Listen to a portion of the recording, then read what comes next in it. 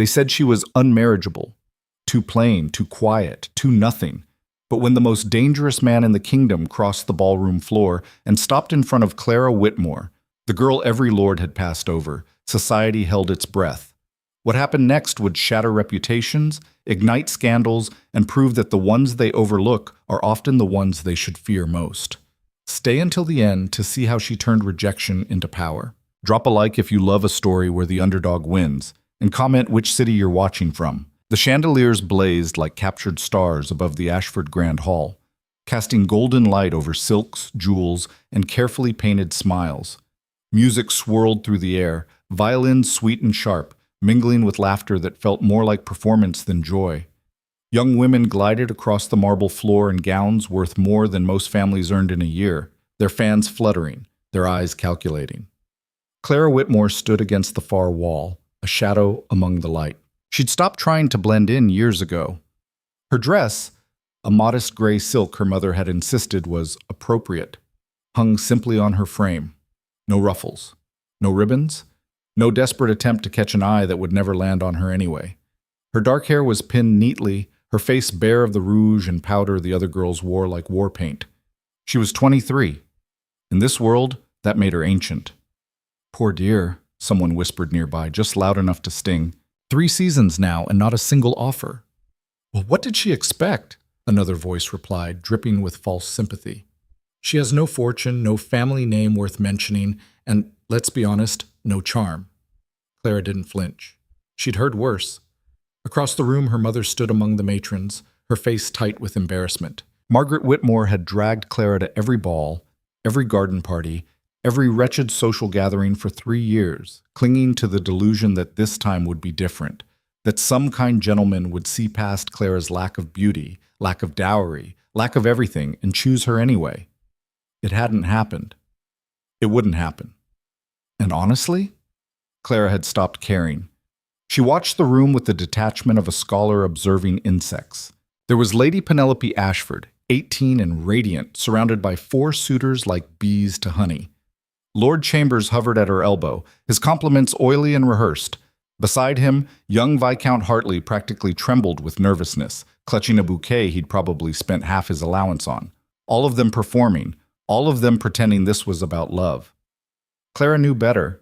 This was a marketplace. The girls were merchandise, their value determined by dowries, bloodlines, and the circumference of their waists. The men were buyers, weighing investment against return. Romance was the lie they told themselves to sleep at night. "Miss Whitmore," the voice cut through her thoughts like a blade. Clara turned, expecting another matron with pitying eyes and advice she didn't ask for. Instead, she found herself looking at Lydia Bennington, a girl her own age who'd married a wealthy merchant's son last season. Lydia's smile was sharp enough to draw blood.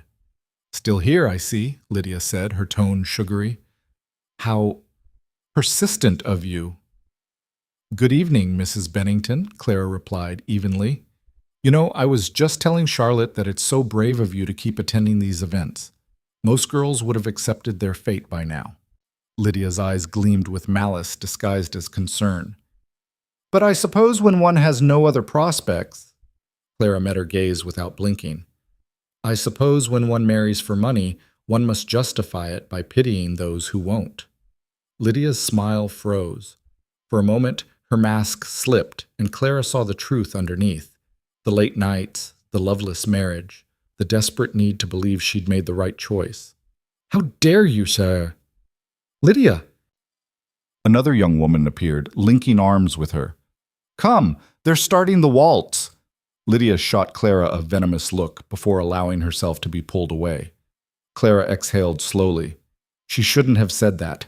It would only make things worse. But God, it had felt good. "You have a talent for making enemies." The new voice was male, low, and amused. Clara turned sharply and froze.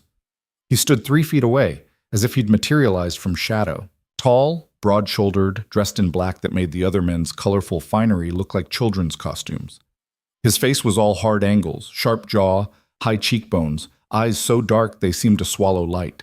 A thin scar traced his left temple, disappearing into midnight black hair. Duke Adrian Blackmore. Clara's breath caught. Everyone knew of the Duke. He was a legend, a ghost story whispered among debutantes and matrons alike. He'd inherited his title at 16 after his father's sudden death, then vanished to his northern estates for nearly a decade. Rumors swirled like smoke. He was cruel. He was mad. He'd killed a man in a duel over a woman's honor. Some said he practiced dark arts in his isolated manner. Others claimed he'd made his fortune through smuggling and extortion.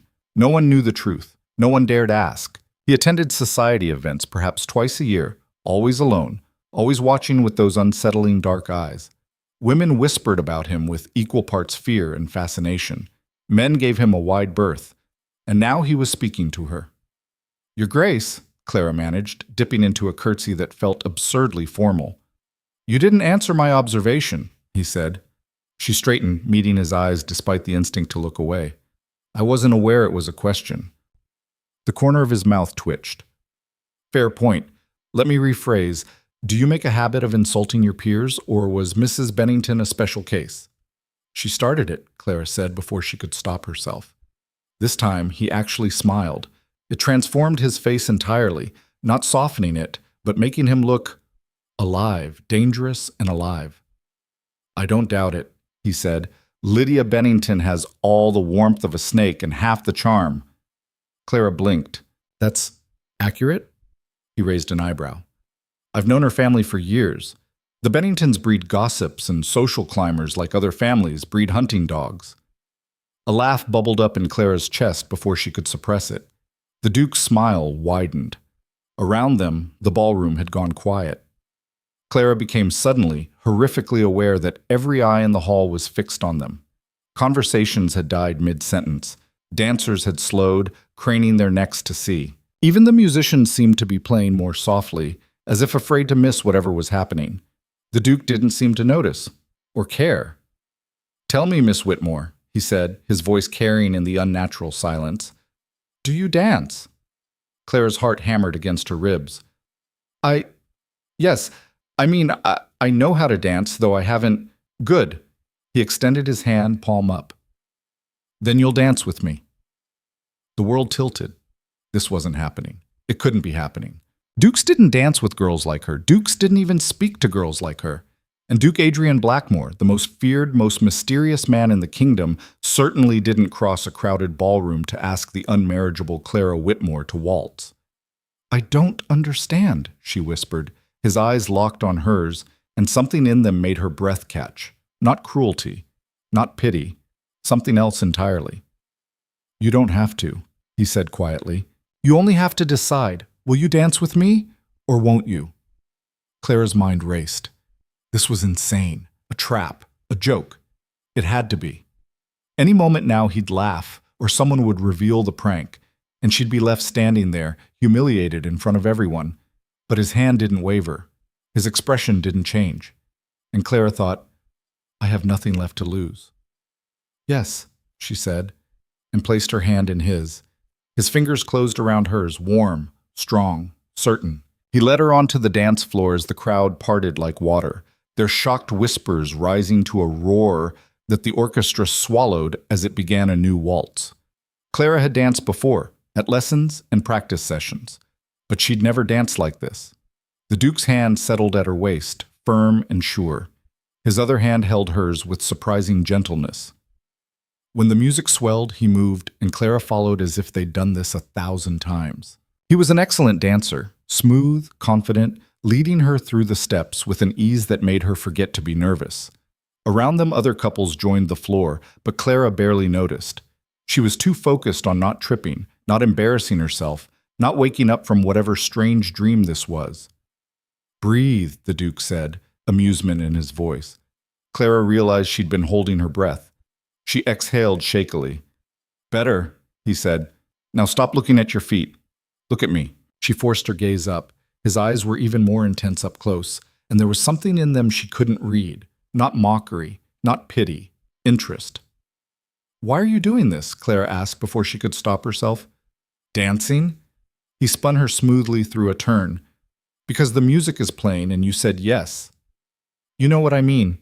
He was quiet for a moment, studying her face as they moved. "Do you want the truth or the answer that will satisfy the gossips?" "The truth." I wanted to see if you were as clever as you appeared. Clara nearly stumbled. What? I've been watching you, he said calmly, as if this wasn't a deeply unsettling thing to say. For the past hour, standing against that wall, observing everything with the most delightfully cynical expression I've seen in years. You look like the only person in this room who actually saw what was happening, rather than performing in it. You were watching me? Clara's voice came out higher than intended. Don't sound so alarmed. I watch many things. He guided her through another turn, but when I saw you cut Lydia Bennington down with a single sentence, I knew I'd been right about you. Right about what? The music swelled. The Duke leaned closer, his voice dropping to a murmur only she could hear. That you're wasted here. Clara's heart stopped. Before she could respond, the waltz ended. The Duke stepped back, bowing formally. Clara curtsied, her mind spinning, but he didn't release her hand. Miss Whitmore, he said, his voice carrying across the now silent ballroom, would you do me the honor of taking a turn in the garden? Every eye in the hall locked on her. Clara heard her mother's sharp intake of breath, saw Lydia Bennington's face twist with envy and confusion, felt the weight of 300 people waiting for her answer. The garden. Alone. With Duke Adrian Blackmore. It was improper, scandalous, social suicide. Clara lifted her chin. I would be delighted, Your Grace. His smile was small, private, and dangerous. Excellent, he said, and led her toward the terrace doors. Bob. The garden was cooler than the ballroom, the night air sweet with jasmine and roses. Lanterns hung from tree branches, casting pools of soft light along the gravel paths. Somewhere, a fountain burbled. Music drifted from the hall, muted and dreamlike. Clara walked beside the Duke, acutely aware of his presence. He was tall enough that she had to tilt her head to see his face, silent enough that she could hear her own heartbeat. You're wondering what I want, he said finally. It wasn't a question. Yes, Clara admitted. Good. I dislike pretense. He stopped beside the fountain, turning to face her. In the moonlight, his features looked carved from stone. I have a proposition for you, Miss Whitmore. Clara's stomach dropped. It's not that kind of proposition. His tone was dry. Please give me some credit. She flushed. Then what? The Duke studied her for a long moment. How old are you? 23? And how many marriage proposals have you received? The question was a knife between her ribs. None, but I'm sure you already knew that. I did, he agreed. Just as I know your father was a country vicar who died 5 years ago, leaving your mother with almost nothing. Your family has no title, no connections, and no money. You've been paraded through 3 seasons of social events in the desperate hope that someone, anyone, might overlook those facts and offer for you. Each word was accurate and brutal. Your Grace, Clara said tightly, if you brought me out here to catalog my failures, I brought you out here, he interrupted, to offer you an escape. Clara stopped. What? The Duke's expression didn't change. I need a wife, Miss Whitmore, and you need a future that doesn't involve slowly dying of humiliation in your mother's house. The world seemed to tilt sideways. You're proposing? Clara's voice came out strangled, in a manner of speaking. He crossed his arms. I'm offering you a bargain, a temporary arrangement, if you will. I don't understand. It's quite simple. You agree to a courtship, public, visible, convincing, long enough to quiet certain pressures from my family and society.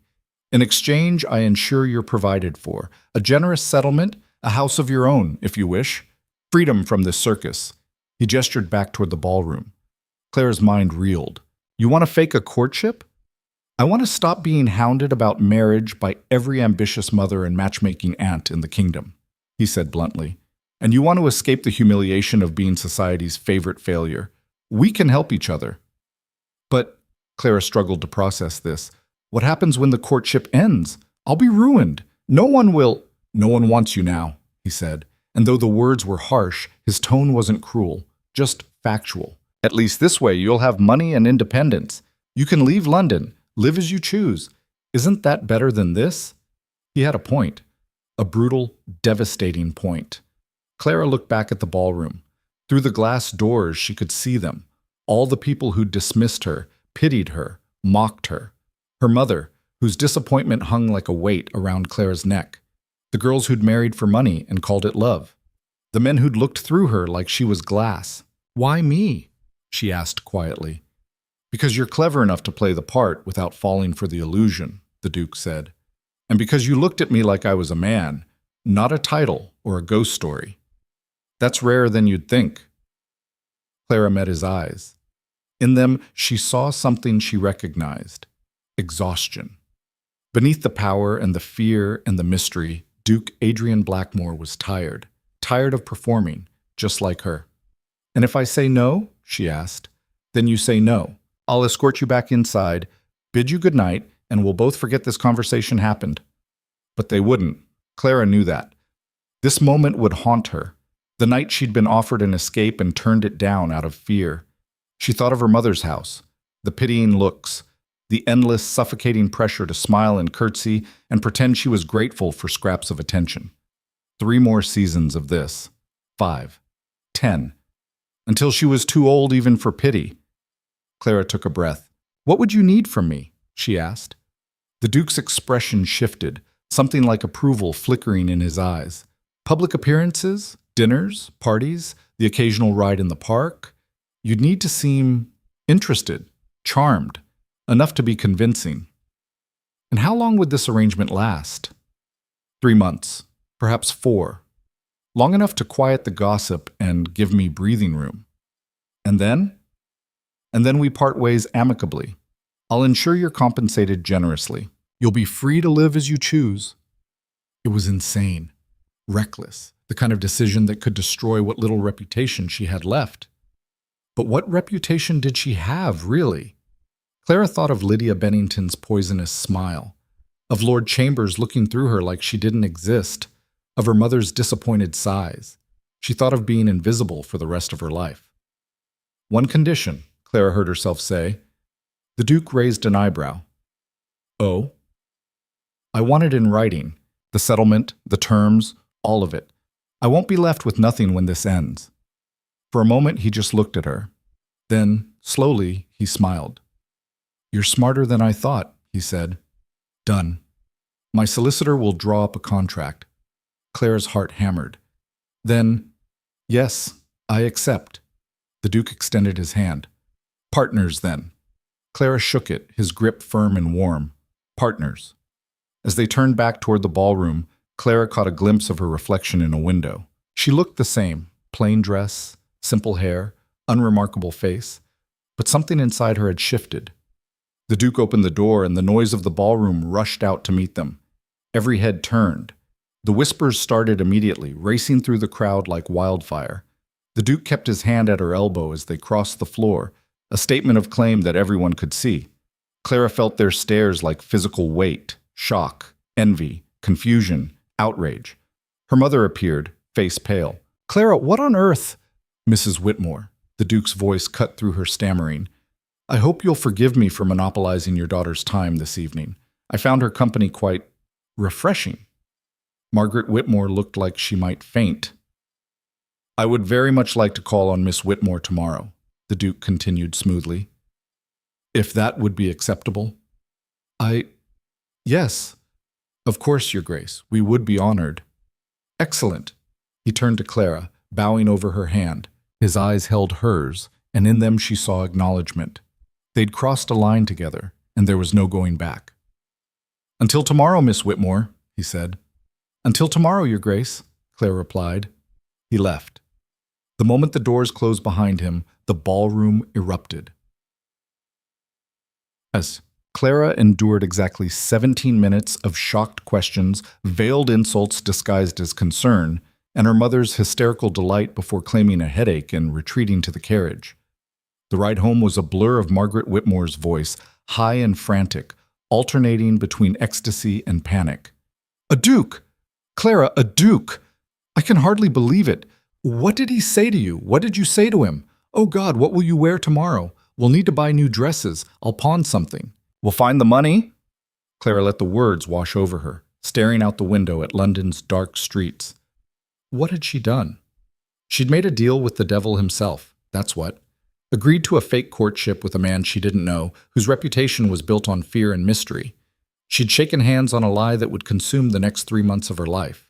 And yet, Clara touched the hand he'd held, could still feel the warmth of his fingers, the certainty in his grip. For the first time in 3 years, she'd felt like something other than a failure. The question was, what came next? The Duke's carriage pulled up to Clara's house at precisely 2 o'clock the following afternoon. Clara watched from her bedroom window as a footman in black livery opened the door. The Duke emerged, dressed in charcoal gray, his expression unreadable as he surveyed the modest townhouse with its peeling paint and crooked shutters. Clara's stomach twisted. Compared to what he must be used to, this was nothing, a hovel. But when the butler showed him into the small parlor where Clara and her mother waited, his face betrayed no judgment. "Mrs. Whitmore, Miss Whitmore," he bowed. "Thank you for receiving me." Margaret practically vibrated with nervous energy. "Your Grace, the honor is entirely ours. Please, sit." "Clara, don't just stand there." "Mrs. Whitmore," the Duke interrupted gently, "might I have a word with your daughter? In private?" Margaret's eyes went wide. "Oh, yes, of course. I'll be in the kitchen." She fled. The moment the door closed, the Duke's formal mask dropped slightly. He looked at Clara with something approaching amusement. "Your mother seems terrified and delighted in equal measure," Clara finished. "Yes, that's accurate," he smiled. "I brought the contract." He produced a thick envelope from his coat. "I had my solicitor work through the night. You should read it carefully before signing." Clara took the envelope, surprised by its weight. "You actually had it drawn up." "I gave you my word." He watched as she broke the seal, unfolding thick parchment covered in legal script. "You'll find the terms quite generous." Clara scanned the document. Her hand started to shake. The settlement was astronomical. More money than she'd see in 10 lifetimes. A house in Surrey, fully furnished. An annual income that would keep her comfortable until she died of old age. "This is too much," she whispered. "It's fair compensation for what I'm asking of you. You're asking me to attend parties and smile convincingly. This is insurance," the Duke said quietly, "in case I've miscalculated, and this arrangement damages you in ways I haven't foreseen." Clara looked up at him. He stood by the window, backlit by afternoon sun, his expression serious. "You really thought about this," she said. "I think about everything, Miss Whitmore. It's kept me alive this long." There it was again, that hint of something darker beneath the surface, of a life Clara didn't understand and probably shouldn't ask about. She returned to the contract. The terms were clear, 3 months, possibly 4.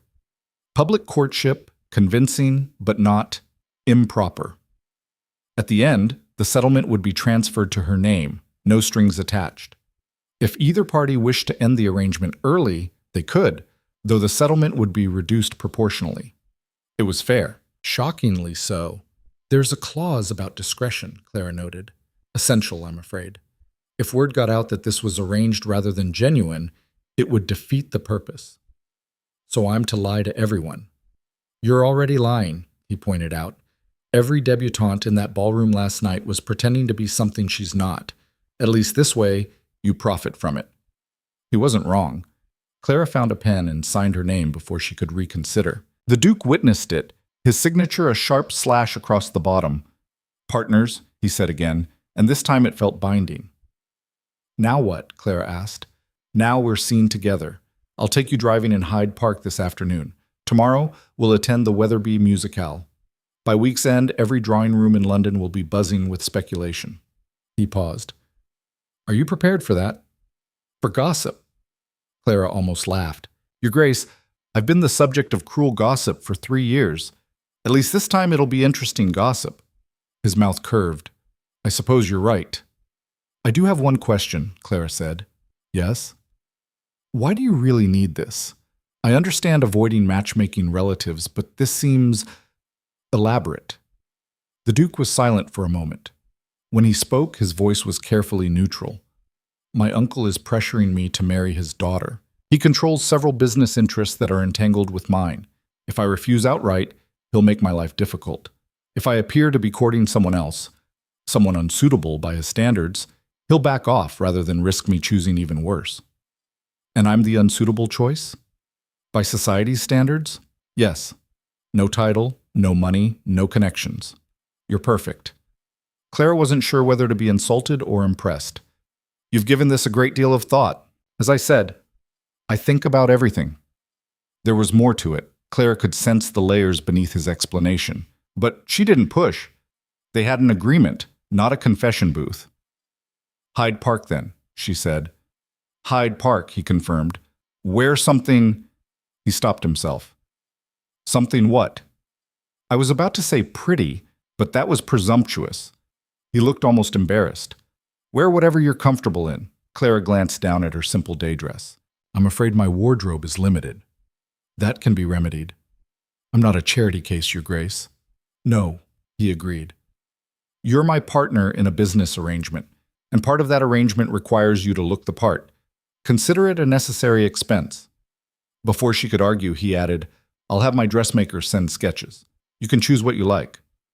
Clara wanted to refuse, wanted to insist she didn't need his money or his pity, but she looked at the contract in her hands, at the settlement that would change her life, and thought, this is the bargain. Play the part. All right, she said. The Duke's expression softened slightly. Good. I'll collect you at 4 o'clock. Until then, Miss Whitmore. He bowed and left. Clara stood in the empty parlor, contract clutched in her hands, and wondered what storm she'd just unleashed. The carriage ride to Hyde Park was the longest 20 minutes of Clara's life. She sat across from the Duke, acutely aware of every creak of the wheels, every shift of his weight, every second of silence that stretched between them. He'd arrived precisely at 4 as promised, and barely spoken 3 words since handing her into the carriage. Now he stared out the window, his profile sharp against the passing buildings, looking like a man headed to a funeral rather than a pleasant afternoon drive. Clara smoothed her skirt for the 5th time. The dress was new, or rather, newly altered from something her mother had tucked away years ago. Dark blue instead of gray, with cream lace at the collar and cuffs. Still modest, but less funereal than her usual attire. Stop fidgeting, the Duke said without looking at her. Clara's hands stilled. I'm not... You've adjusted your skirt 4 times in as many minutes. You're nervous. I'm sitting in a carriage with a man I barely know, about to lie to all of London. Of course I'm nervous. He turned to look at her then, and something in his expression softened fractionally. Fair point. Do you ever get nervous? Clara asked. No. Never? Fear is a waste of energy, he said flatly. It clouds judgment and accomplishes nothing. That's very practical. I'm a practical man, Miss Whitmore. His eyes held hers. Which is why I need you to understand something before we arrive. Clara's stomach tightened. What? The moment we step out of this carriage, we're performing. Every word, every glance, every gesture will be scrutinized and dissected by people who have nothing better to do with their lives. You'll smile when appropriate, laugh at my terrible attempts at charm, and look at me like you're at least mildly interested in what I have to say. You want me to act smitten. I want you to act convincing. He leaned forward slightly. Can you do that? Clara thought of 3 years of smiling through humiliation, of curtsying to women who mocked her, of pretending she didn't hear the whispers that followed her everywhere. I've been acting my entire life, Your Grace, she said quietly, just never in a role anyone cared to watch. Something flickered in his eyes, recognition, perhaps, or respect. Then let's give them a performance worth watching, he said. The carriage slowed, turning through the gates of Hyde Park. Through the window, Clara could see the wide promenade lined with elegant carriages, ladies with parasols, gentlemen on horseback. The fashionable hour, when all of society gathered to see and be seen. Clara's heart hammered against her ribs. One more thing, the Duke said as the carriage stopped. Whatever happens out there, whatever they say or do, you stay beside me. Understood? I'm not planning to run away. Good. He waited for the footman to open the door, then stepped out and turned back, extending his hand. Clara took it and emerged into chaos. Every head within 50 yards turned simultaneously. Conversations died mid-sentence. Women clutched their companions' arms, whispering frantically behind fans. Men stared openly, their expressions ranging from shock to outrage to barely concealed envy. The Duke kept Clara's hand tucked firmly in the crook of his arm as they began to walk. Breathe, he murmured, so quietly only she could hear. Clara drew in a shaky breath and forced her spine straight. She was Clara Whitmore, the girl no one chose, walking arm in arm with the most powerful and feared man in the kingdom. If she was going to be stared at anyway, she might as well give them something to stare at. She lifted her chin and smiled. "That's better," the Duke said, and there was approval in his voice that sent an unexpected warmth through her chest. They hadn't made it 20 paces before the first interception. "Your Grace!" Lady Ashford materialized beside them, her daughter Penelope in tow. Both wore expressions of such calculated surprise that Clara almost laughed. "What an unexpected pleasure! We weren't aware you'd be joining us this afternoon." "Lady Ashford." The Duke's tone was perfectly polite and utterly cold. "Miss Ashford." Penelope curtsied, her eyes fixed on Clara with barely disguised venom. "Miss Whitmore. How fortunate for you." "Miss Ashford," Clara replied evenly. Lady Ashford's smile didn't reach her eyes. "Your Grace, I was just telling Penelope that you simply must attend our garden party next week. All the best families will be there, and—" "I'm afraid my schedule is quite full," the Duke interrupted, "but thank you for the invitation. Surely you could make time for—" "I said no, Lady Ashford." His voice dropped several degrees. "Good day." He steered Clara away before either woman could respond. "That was rude," Clara whispered. "That was necessary. Give Lady Ashford an inch and she'll have you married to her vapid daughter before sunset." He glanced down at Clara. "Besides, we're here to be seen together, not to entertain social climbers." They continued walking, and the pattern repeated itself. Every few yards, someone would intercept them, friends of the Duke's uncle, ambitious mothers, curious lords who wanted to assess this strange development. The Duke deflected them all with the same cold efficiency, never stopping long enough for real conversation, never letting Clara's arm slip from his. It should have felt protective. Instead, it felt territorial. "You're enjoying this," Clara said after the fifth interruption. "Enjoying what?" "Watching them scramble, making them uncomfortable." The Duke's mouth curved slightly. "Is it that obvious?" "To me, yes." He looked at her with something approaching surprise. "You're observant. I've had a lot of practice watching people when they think no one's looking."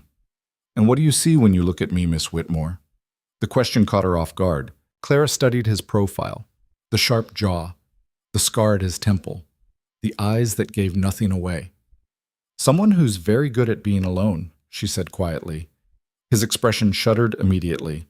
That's enough philosophy for one afternoon. Clara had clearly hit a nerve, but before she could apologize, a new voice cut through the air. "Adrian!" They both turned. A man approached, tall and broad-shouldered, with steel-gray hair and a face that might have been handsome if not for the cruel set of his mouth. He was older than the Duke, perhaps 50, and dressed in burgundy velvet that screamed wealth and poor taste in equal measure. The Duke's entire body went rigid. "Uncle," he said flatly. So this was the infamous uncle, the one pushing for a marriage to his daughter. Clara felt the Duke's arm tense beneath her fingers. "I heard rumors," the uncle said, his eyes sliding to Clara with open disdain. "But I didn't believe them. You? Courting?" "Lord Randolph," the Duke said, his voice like ice. "May I present Miss Clara Whitmore? Miss Whitmore, my uncle, Lord Randolph Blackmore." Clara curtsied, though the man didn't deserve it. "My lord," Randolph didn't acknowledge her. His attention remained fixed on the Duke. "We need to talk, privately. I'm otherwise occupied." "I wasn't asking, boy."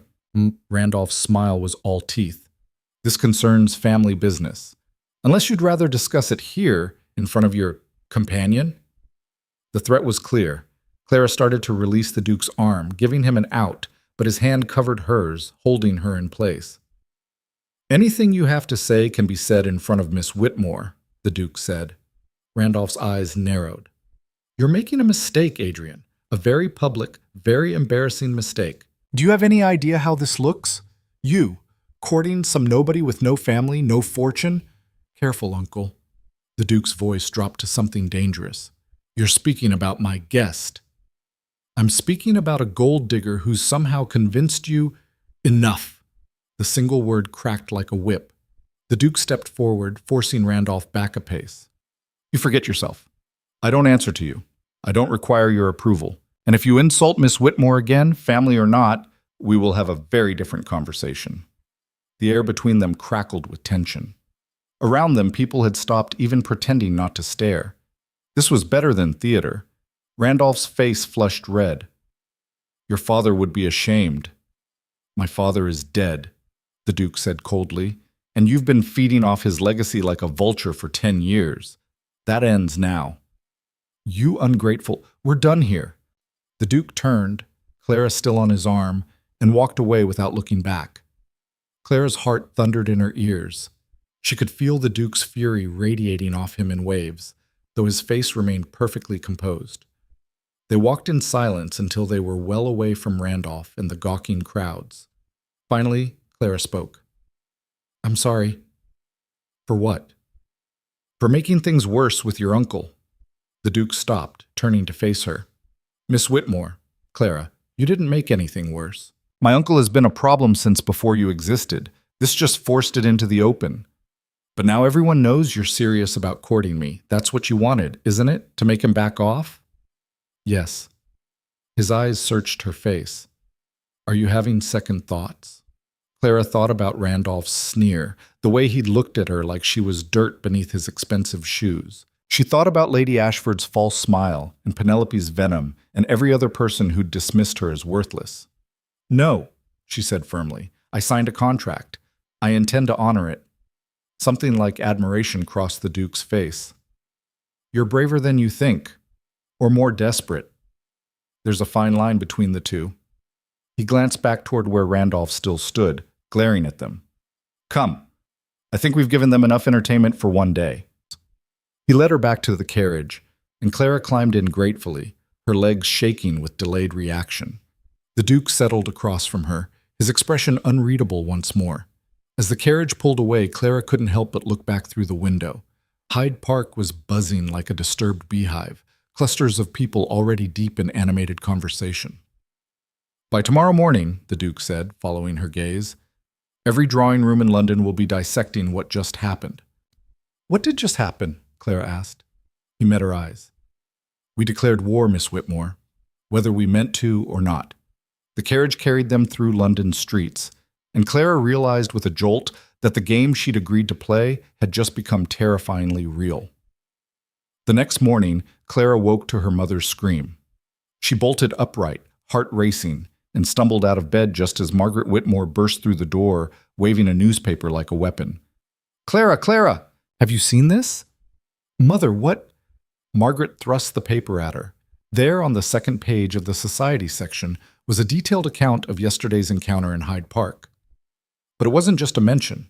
It was a full column, complete with speculation, commentary, and barely veiled accusations. "Duke Blackmore shocks society with unsuitable choice," the headline screamed. Clara's hands trembled as she read. The Duke of Blackmore, long known for his reclusive nature and rejection of society's matchmaking efforts, surprised the fashionable set yesterday afternoon by appearing in Hyde Park with Miss Clara Whitmore, a young woman of no particular distinction or fortune. The Duke's public display of favor toward Miss Whitmore, including a heated confrontation with his uncle, Lord Randolph Blackmore, has left many questioning his judgment and motives. It got worse from there. The article went on to detail Clara's failed seasons, her lack of prospects, and her family's unfortunate circumstances. It stopped just short of calling her a fortune hunter outright, but the implication was clear. "This is disaster," Margaret moaned. "They're painting you as some kind of opportunist?" Clara supplied numbly. "This will ruin us. If the Duke reads this, he'll surely—" A knock at the door interrupted her panic. Clara and her mother exchanged looks. It was barely 8 in the morning. No one called at this hour. The maid appeared, looking flustered. "Ma'am, there's— the Duke is here." Margaret went white. "Now?" "He's waiting in the parlor, ma'am." Clara's stomach dropped. He'd read the article. He was here to end the arrangement, to cut his losses before this became an even bigger scandal. She couldn't blame him. This was exactly the kind of attention he'd been trying to avoid. "Tell him I'll be down in 5 minutes, Clara said, trying to keep her voice steady. She dressed quickly, not bothering with anything fancy. If this was ending, she might as well face it honestly. The Duke stood by the window when she entered, his back to her, holding that morning's newspaper. Clara's chest tightened. "Your Grace," she said quietly. He turned. His expression was unreadable, but his eyes were sharp. Have you seen this? Yes. And? Clara lifted her chin. And I'm sorry. I understand if you want to dissolve our arrangement. This isn't what you… Stop. He crossed to her in 3 strides. I'm not here to end anything. Clara blinked. You're not? I'm here to escalate. He tossed the newspaper aside. They want a scandal? We'll give them one. I don't understand. This article was planted, the Duke said flatly. Probably by my uncle or one of his associates. They're trying to force my hand to embarrass me into backing down. His eyes glinted dangerously. I don't back down. So what are you suggesting? I'm suggesting we do exactly what they're afraid of. He moved closer, his voice low and intense. Tomorrow night, there's a ball at the Rothermere estate. Half of London will be there. We'll attend together, and I'll make it clear to everyone present that my intentions toward you are serious. Clara's breath caught. That's more than our agreement. Our agreement was to appear to be courting. This is just a more convincing performance. This is fuel for the fire, Clara argued. If we push too hard, they'll turn on us even worse. Let them. The Duke's jaw set. I'm tired of playing by their rules, Miss Whitmore. Tired of carefully managing perceptions and avoiding scandal. You want to know the truth? I chose you specifically because you're everything they despise. No title, no money, no power. You're a living insult to their entire system. Clara felt like she'd been slapped. So I'm just… What? A weapon? Something to throw in their faces? Yes. He didn't even hesitate. That's exactly what you are. And if you're smart, you'll use it. The honesty was brutal, but Clara couldn't deny it resonated with something dark and angry in her chest. All those years of being dismissed, overlooked, mocked. Here was a chance to throw it back at them. What exactly are you proposing? She asked carefully. Tomorrow night, we arrive together. We dance together, exclusively. I'll introduce you as someone I'm considering for future plans. He paused. It will cause an uproar. It will cause more than that. Your uncle will explode. Half of society will call me every name under the sun. Probably. The Duke's expression didn't change. The question is, can you handle it? Could she? Clara thought about the article, about Randolph's sneer, about every pitying look and false smile she'd endured. She thought about the contract upstairs, about the life-changing money waiting at the end of this arrangement. She thought about the fact that she had absolutely nothing left to lose. I can handle it, Clara said, but I want something in return. The Duke raised an eyebrow. What? The truth. About why you really need this. Not the story about your uncle, the real reason. He was silent for a long moment. Then, unexpectedly, he smiled. You're learning to negotiate. Good. He moved to the window, staring out at the street. My uncle controls 3 shipping companies that handle most of my northern trade routes. If I don't marry his daughter, he's threatened to cut me off, ruin those relationships, tank my business interests. And you can't just find other routes? Not without losing millions. Not without destroying livelihoods. The people who work for me depend on those trade networks. He turned back to her. I'm not afraid of Randolph, but I won't let him hurt innocent people to get to me. It was the most honest thing he'd said to her. Clara saw the truth of it in his eyes. Not fear, but responsibility. The weight of it. So you're protecting them, she said softly. I'm protecting my interests. They just happen to align. But Clara heard what he wasn't saying. This man, who everyone feared and whispered about, was willing to play this dangerous game to protect people who depended on him. All right, she said. Tomorrow night. We'll make them talk. The Duke's smile was sharp and dangerous. Partners? Partners, Clara agreed.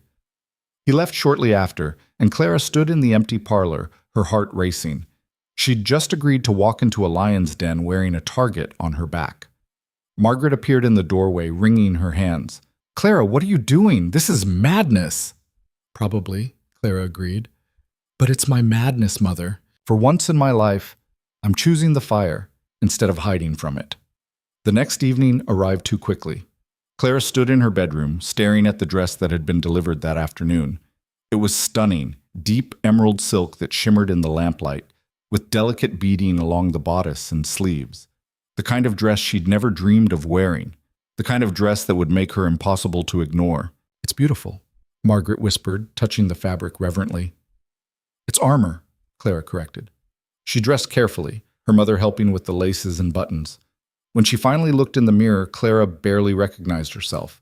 The dress transformed her, made her look taller, more elegant, more worthy. But it was still a costume, still a lie. The Duke arrived at 8 precisely. When he saw her descending the stairs, something flickered in his expression. Surprise, perhaps, or approval. "You look well," he said simply. "Thank you." Clara accepted his arm, trying to ignore the way her heart hammered. "Shall we begin the performance?" "Let's make it memorable." The Rothermere Ball was already in full swing when they arrived. The announcement of their names caused an immediate ripple.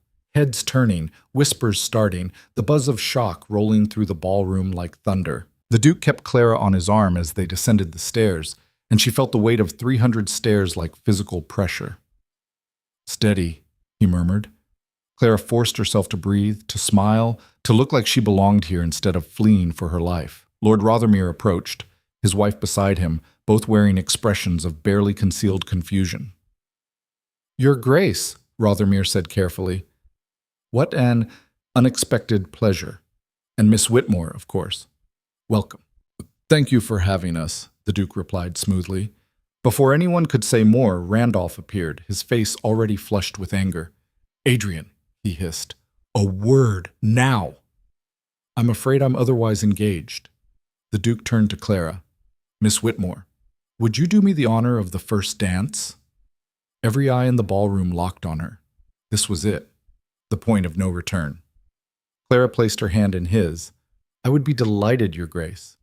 The orchestra began a waltz, and they took the floor alone, a statement so bold, so socially aggressive, that Clara heard the collective gasp. "They hate this," Clara whispered as they began to move. "Good," the Duke replied. "Let them hate it. Let them choke on it." They danced, and Clara felt the rage radiating from the watching crowd. Felt their judgment, their envy, their absolute conviction that she didn't deserve this. And something inside her snapped. She'd spent 3 years apologizing for existing, shrinking herself, making herself small and quiet and invisible, hoping that would make them kinder. It hadn't worked. So Clara lifted her chin, looked the Duke directly in the eyes, and smiled. A real smile, not the careful, practiced thing she usually wore. "What are you thinking?" the Duke asked, his eyes searching hers.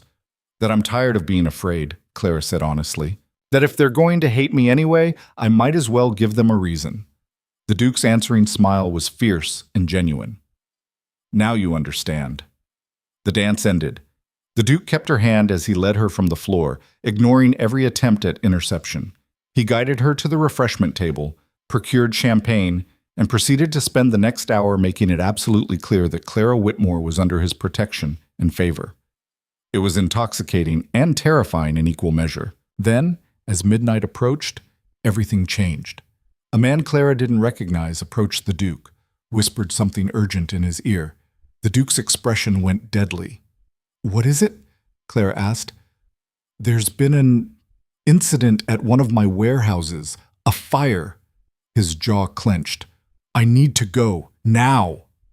"Then go." "You'll need—" "I'll manage," Clara said, though her stomach twisted with fear at the thought of being left alone in this hostile crowd. The Duke hesitated, then leaned close, his voice for her ears only. "Don't let them break you. You're stronger than every person in this room." Then he was gone, striding through the crowd with his man, leaving Clara standing alone with a glass of champagne and 300 enemies. The vultures circled immediately.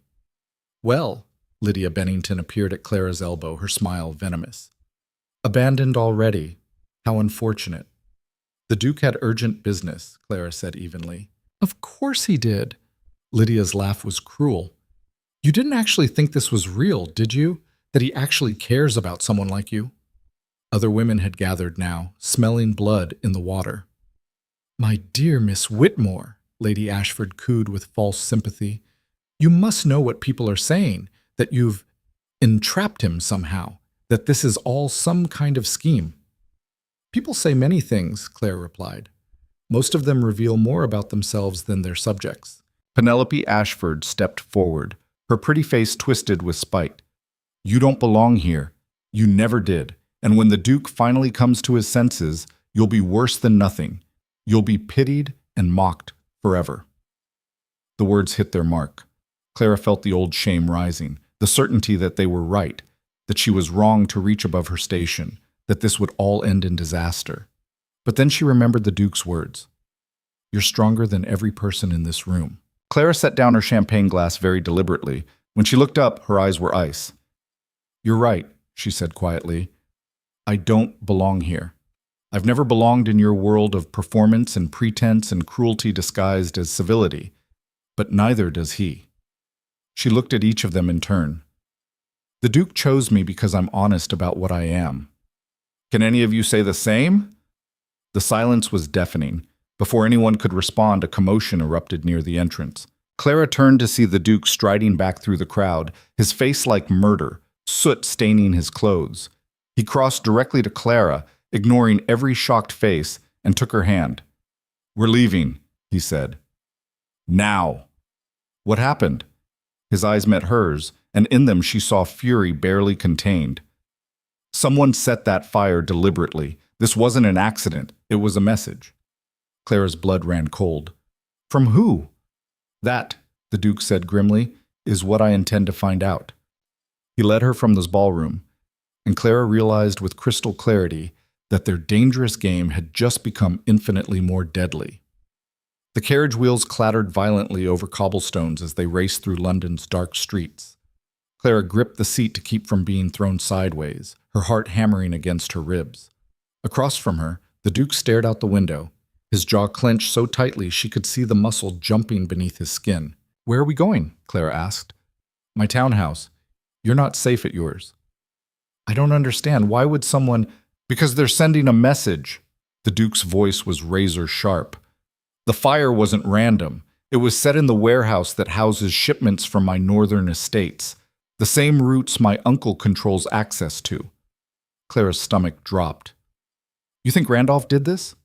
I think someone wants me desperate enough to accept his terms, destroying my business interests one piece at a time until I have no choice but to marry his daughter and let him control everything.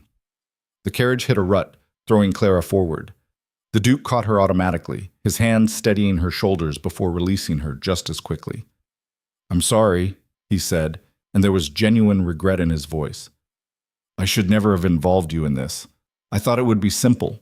A few public appearances, enough to buy me time. I didn't expect them to fight back, Clara finished. Your Grace, we humiliated your uncle in front of half of London yesterday. We made him look weak. Did you really think he'd just accept that? The Duke's eyes snapped to hers, and for a moment she saw something raw beneath his usual control. I thought I could protect you. I didn't ask for protection. I asked for a bargain. The bargain's changed. His voice dropped. Someone tried to burn down my warehouse tonight. They could have killed the night watchman. They nearly did.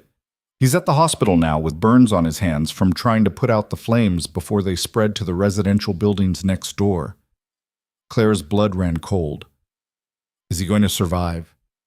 The doctors think so, but it was close. The Duke's fists clenched. This isn't a game anymore, Miss Whitmore. These people are willing to hurt innocent workers to get to me, which means they won't hesitate to hurt you. The carriage slowed, turning through iron gates into a courtyard. The townhouse rose before them, 4 stories of gray stone, windows dark except for a few scattered lights. It looked more like a fortress than a home. A footman opened the carriage door. The Duke descended first, then turned to help Clara down. His hand was warm despite the chill in the air. Your Grace, an older man appeared at the entrance, his face creased with worry. The investigators are waiting in your study. Thank you, Morrison. The Duke glanced at Clara. Morrison will show you to a guest room. I need to... No, Clara said firmly. The Duke frowned. Excuse me? You said we're partners. That means I don't hide upstairs while you handle this alone. Clara lifted her chin. If someone's targeting you because of me, I deserve to know the truth. For a long moment, the Duke simply looked at her. Then unexpectedly he smiled, grim but genuine. "You're going to be trouble, aren't you?" "I thought that was the point." He gestured toward the house. "After you, then." The study was all dark wood and leather, lit by oil lamps that cast long shadows across walls lined with books. 3 men waited inside, 2 in the rough clothes of dock workers, 1 in the formal attire of a solicitor. They straightened when the Duke entered. "Report," the Duke said without preamble. The older dock worker spoke first, his weathered face tight with anger. "Started around 11, Your Grace. Fast burning, spread quick. If Thomas hadn't been making his rounds early, the whole block would have gone up." "How's Thomas?" "Burned but breathing. Docs say he'll keep his hands." The Duke's expression darkened. "And the fire itself?" "Deliberate, no question. Found traces of accelerant near the loading doors. Someone knew exactly what they were doing." The solicitor stepped forward, producing a sheaf of papers. "I've compiled a list of everyone who had access to that warehouse in the past month. It's extensive, Your Grace. Dozens of workers, suppliers, inspectors, someone with keys," the Duke interrupted. "The loading doors were locked when Thomas made his 10 o'clock round. Whoever set this had access." The second dock worker shifted uncomfortably. "Your Grace, there's something else. One of the lads found this near the fire's origin. He held out a scrap of fabric, burgundy velvet, partially burned but still recognizable." Clara's breath caught. She'd seen that fabric before. Yesterday, in Hyde Park, Randolph had been wearing burgundy velvet. The Duke took the scrap, his face like stone. "Get this to my investigators. I want to know if it matches anything in my uncle's wardrobe." "You think Lord Randolph set the fire himself?" the solicitor asked, shocked. "I think he's desperate and stupid enough to get his hands dirty." The Duke's voice was ice. "But I need proof before I can move against him." The men left to carry out their orders, leaving Clara alone with the Duke. He stood by the window, staring out at the dark courtyard, that scrap of burgundy fabric clutched in his fist. "If it's him," Clara said quietly, "what will you do?" "Destroy him." No hesitation. "Completely and permanently." "Even though he's family?" "Especially because he's family." The Duke turned to face her. "My uncle has been bleeding my estates dry for 10 years, using his position as trustee to line his own pockets while claiming to protect my interests. I've been building a case against him for months, gathering evidence of embezzlement, fraud, insider trading, but I needed time. And now you don't have it. Now he's forced my hand. The fire, the fabric, it's sloppy, arrogant. He thinks I won't dare move against him publicly." The Duke's smile was cold and sharp. "He's wrong." Clara felt something shift in the air between them. "What are you planning?" "Tomorrow morning, I'm going to the magistrate with everything I have. My solicitor will file charges. By noon, Randolph will be arrested for arson, embezzlement, and attempted murder.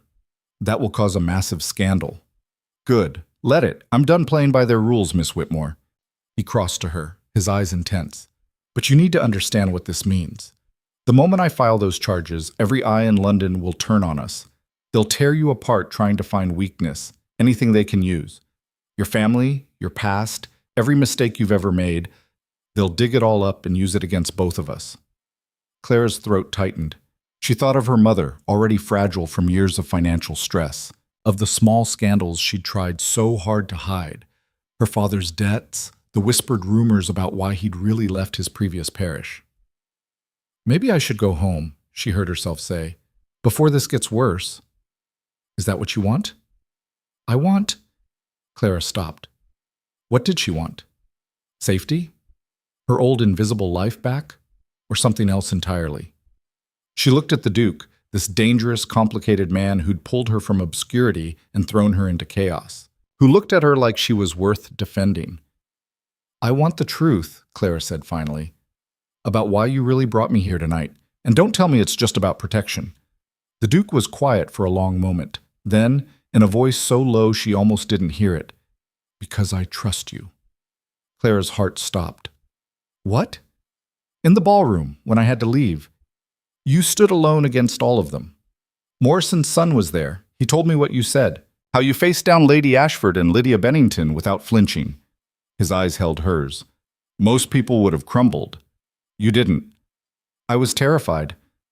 I know. That's what makes it courage. He stepped closer. You asked me once what I saw when I looked at you.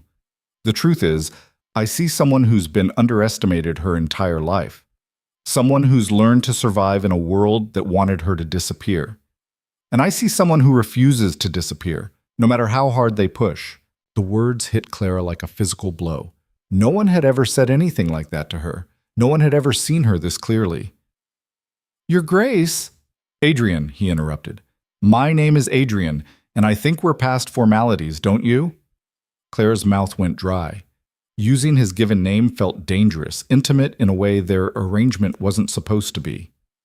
Adrian, she said, and his name felt strange and electric on her tongue.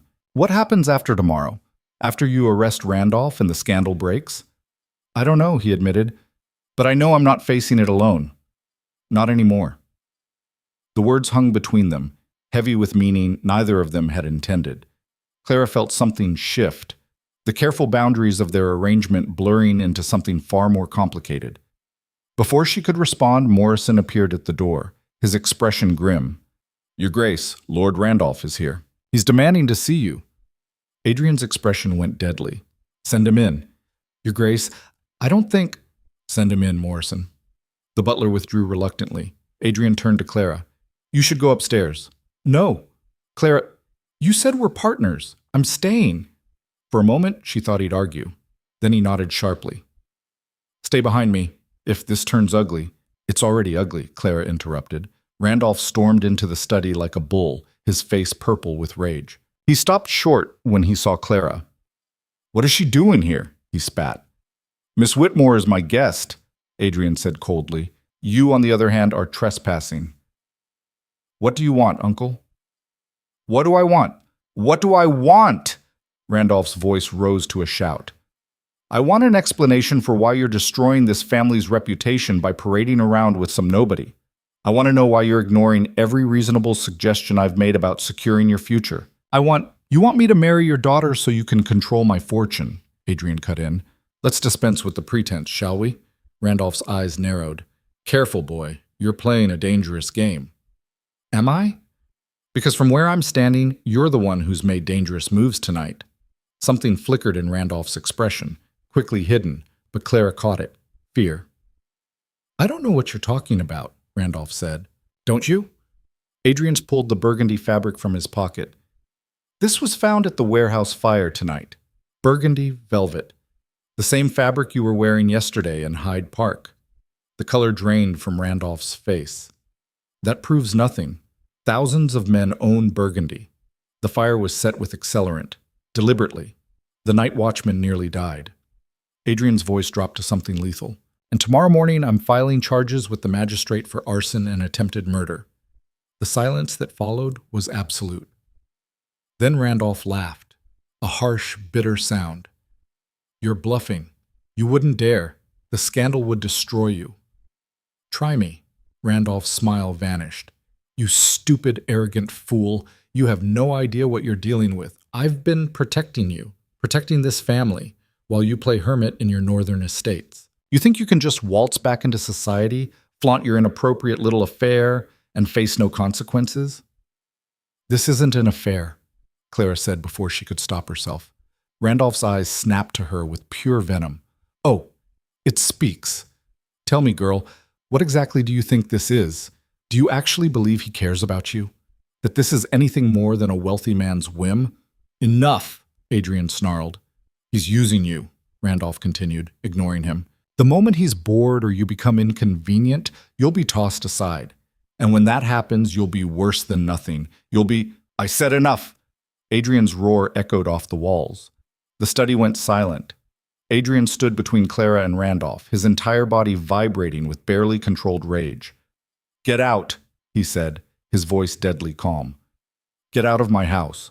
And tell everyone who sent you, everyone who thought they could threaten me, hurt my people, and face no consequences, that they've made a fatal mistake. Randolph's face twisted. You're going to regret this, Adrian. I promise you that. And when you do, when everything you've built comes crashing down, don't come crying to me. I wouldn't dream of it. Morrison, the butler appeared instantly. Your Grace? Escort Lord Randolph out. He's no longer welcome here.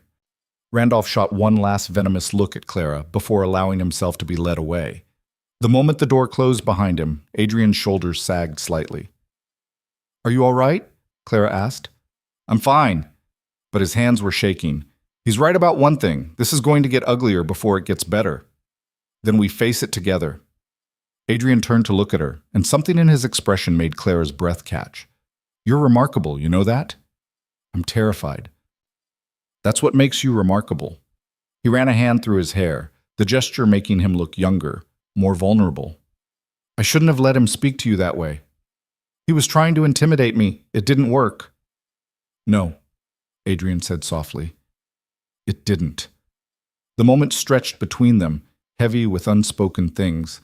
Then Adrian straightened, his usual control reasserting itself. "It's late. Morrison will show you to a guest room. Tomorrow." A crash from somewhere in the house cut him off. Adrian's head snapped toward the sound. "Stay here." "Like hell." But he was already moving, striding into the hallway. Clara followed despite his order, her heart hammering. Morrison met them at the base of the stairs, his face white. "Your Grace, there are men outside. They're throwing rocks, breaking windows." Another crash, glass shattering, voices shouting from the street. Clara rushed to the nearest window and pulled back the curtain. Her blood turned to ice. A mob had gathered outside the gates. 20, maybe 30 people, their faces twisted with rage. They were throwing stones, bottles, anything they could find. And they were chanting. "Traitor! Shame! Send her out!" Adrian appeared beside her, his expression murderous. "How did they—" He stopped. "Randolph. He told them I was here?" "He rallied them, probably promised them money or spread some lie about—" Adrian's jaw clenched. "Morrison, send for the constables. Now." "Already done, Your Grace." The mob's chanting grew louder. More rocks hit the windows. Clara could see faces in the crowd, some she recognized from the ballroom, others she'd never seen before. All of them united in hatred. "This is my fault," Clara whispered. "If I hadn't agreed to this arrangement, this is Randolph's doing," Adrian said firmly. "He's desperate, Clara. He knows I have evidence against him, so he's trying to turn public opinion before I can act." He turned to face her. "But this changes things. You can't stay here. They know you're inside. I'll have Morrison arrange a carriage to take you home under guard." "What will you do?" "What I should have done months ago. End this." His eyes were hard as flint. "But I need you safe first." Clara looked at the mob, at the broken windows, at the rage directed at her. Every instinct screamed at her to run, to escape, to hide. But she thought of the Duke, Adrian, facing this alone, of Randolph winning because she was too afraid to stand her ground. She thought of being invisible for the rest of her life. "No," Clara said. Adrian frowned. "Clara." "I said no." She turned to face him fully. "You were right before. We're partners. Which means I don't run when things get difficult." "This isn't difficult, it's dangerous. That mob could—" "Could what? Kill me? Ruin me? Adrian, my reputation was already destroyed the moment you danced with me. There's no going back to being safely invisible, so if I'm going to burn anyway, I might as well make it count." Something blazed in Adrian's eyes, shock, admiration, fear, all tangled together. "You don't know what you're saying." "I know exactly what I'm saying. Tomorrow morning, you're filing charges against Randolph. I'm going with you." "Absolutely not. You can't stop me." "I can have Morrison lock you in a guest room." Clara stepped closer, lifting her chin defiantly. "Then you'll have to explain to the magistrate why the woman you've been publicly courting is suddenly a prisoner. How will that look?" Adrian stared at her, and Clara saw the exact moment he realized she was serious, that she wasn't going to back down. "You're insane," he said. "No, I'm done being afraid." Clara's voice shook but held steady. "For 3 years, I let them make me feel worthless. I let their judgment define me. But you showed me something different, showed me that their opinion only matters if I let it, so I'm choosing not to let it. They'll destroy you." "They're already trying." Clara gestured toward the mob outside. "The difference is now I'm fighting back."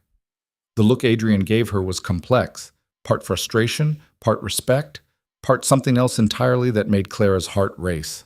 "If you do this," he said slowly, There's no going back. Once we walk into that magistrate's office together, you're declaring yourself my ally in a very public war. Randolph and everyone loyal to him will come after you with everything they have.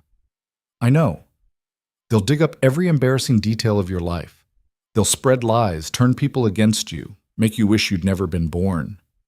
I know. And when this is over, when we win, if we win, you'll still be the girl who chose the wrong side of a family war. That stain never washes off. Clara held his gaze. Then I'll wear it like armor. For a long moment, Adrian simply looked at her. Then slowly he smiled, and this time it reached his eyes. All right, he said. Partners it is. Another rock shattered a window. The mob's chanting grew louder, angrier. But inside the study, Clara felt something settle in her chest. She'd made her choice, and whatever came next, she would face it standing upright. Adrian turned to Morrison. Double the guards on all entrances. No one gets in or out without my permission. And send word to my solicitor. I want those charges filed first thing tomorrow morning, no delays. Yes, Your Grace. Morrison hurried away. Adrian moved to the desk, pulling out papers and began writing with sharp, angry strokes. Clara watched him work. This man who'd pulled her from obscurity and thrown her into fire. Who looked at her like she was worth defending. Who'd just agreed to let her walk into danger beside him rather than locking her away for safety. Adrian, she said quietly. He looked up. Thank you for trusting me. His expression softened slightly. Thank you for being brave enough to deserve it. The mob outside screamed her name. Rocks continued to shatter windows. But in that moment, Clara felt stronger than she'd ever felt in her life. Whatever came next, she would face it.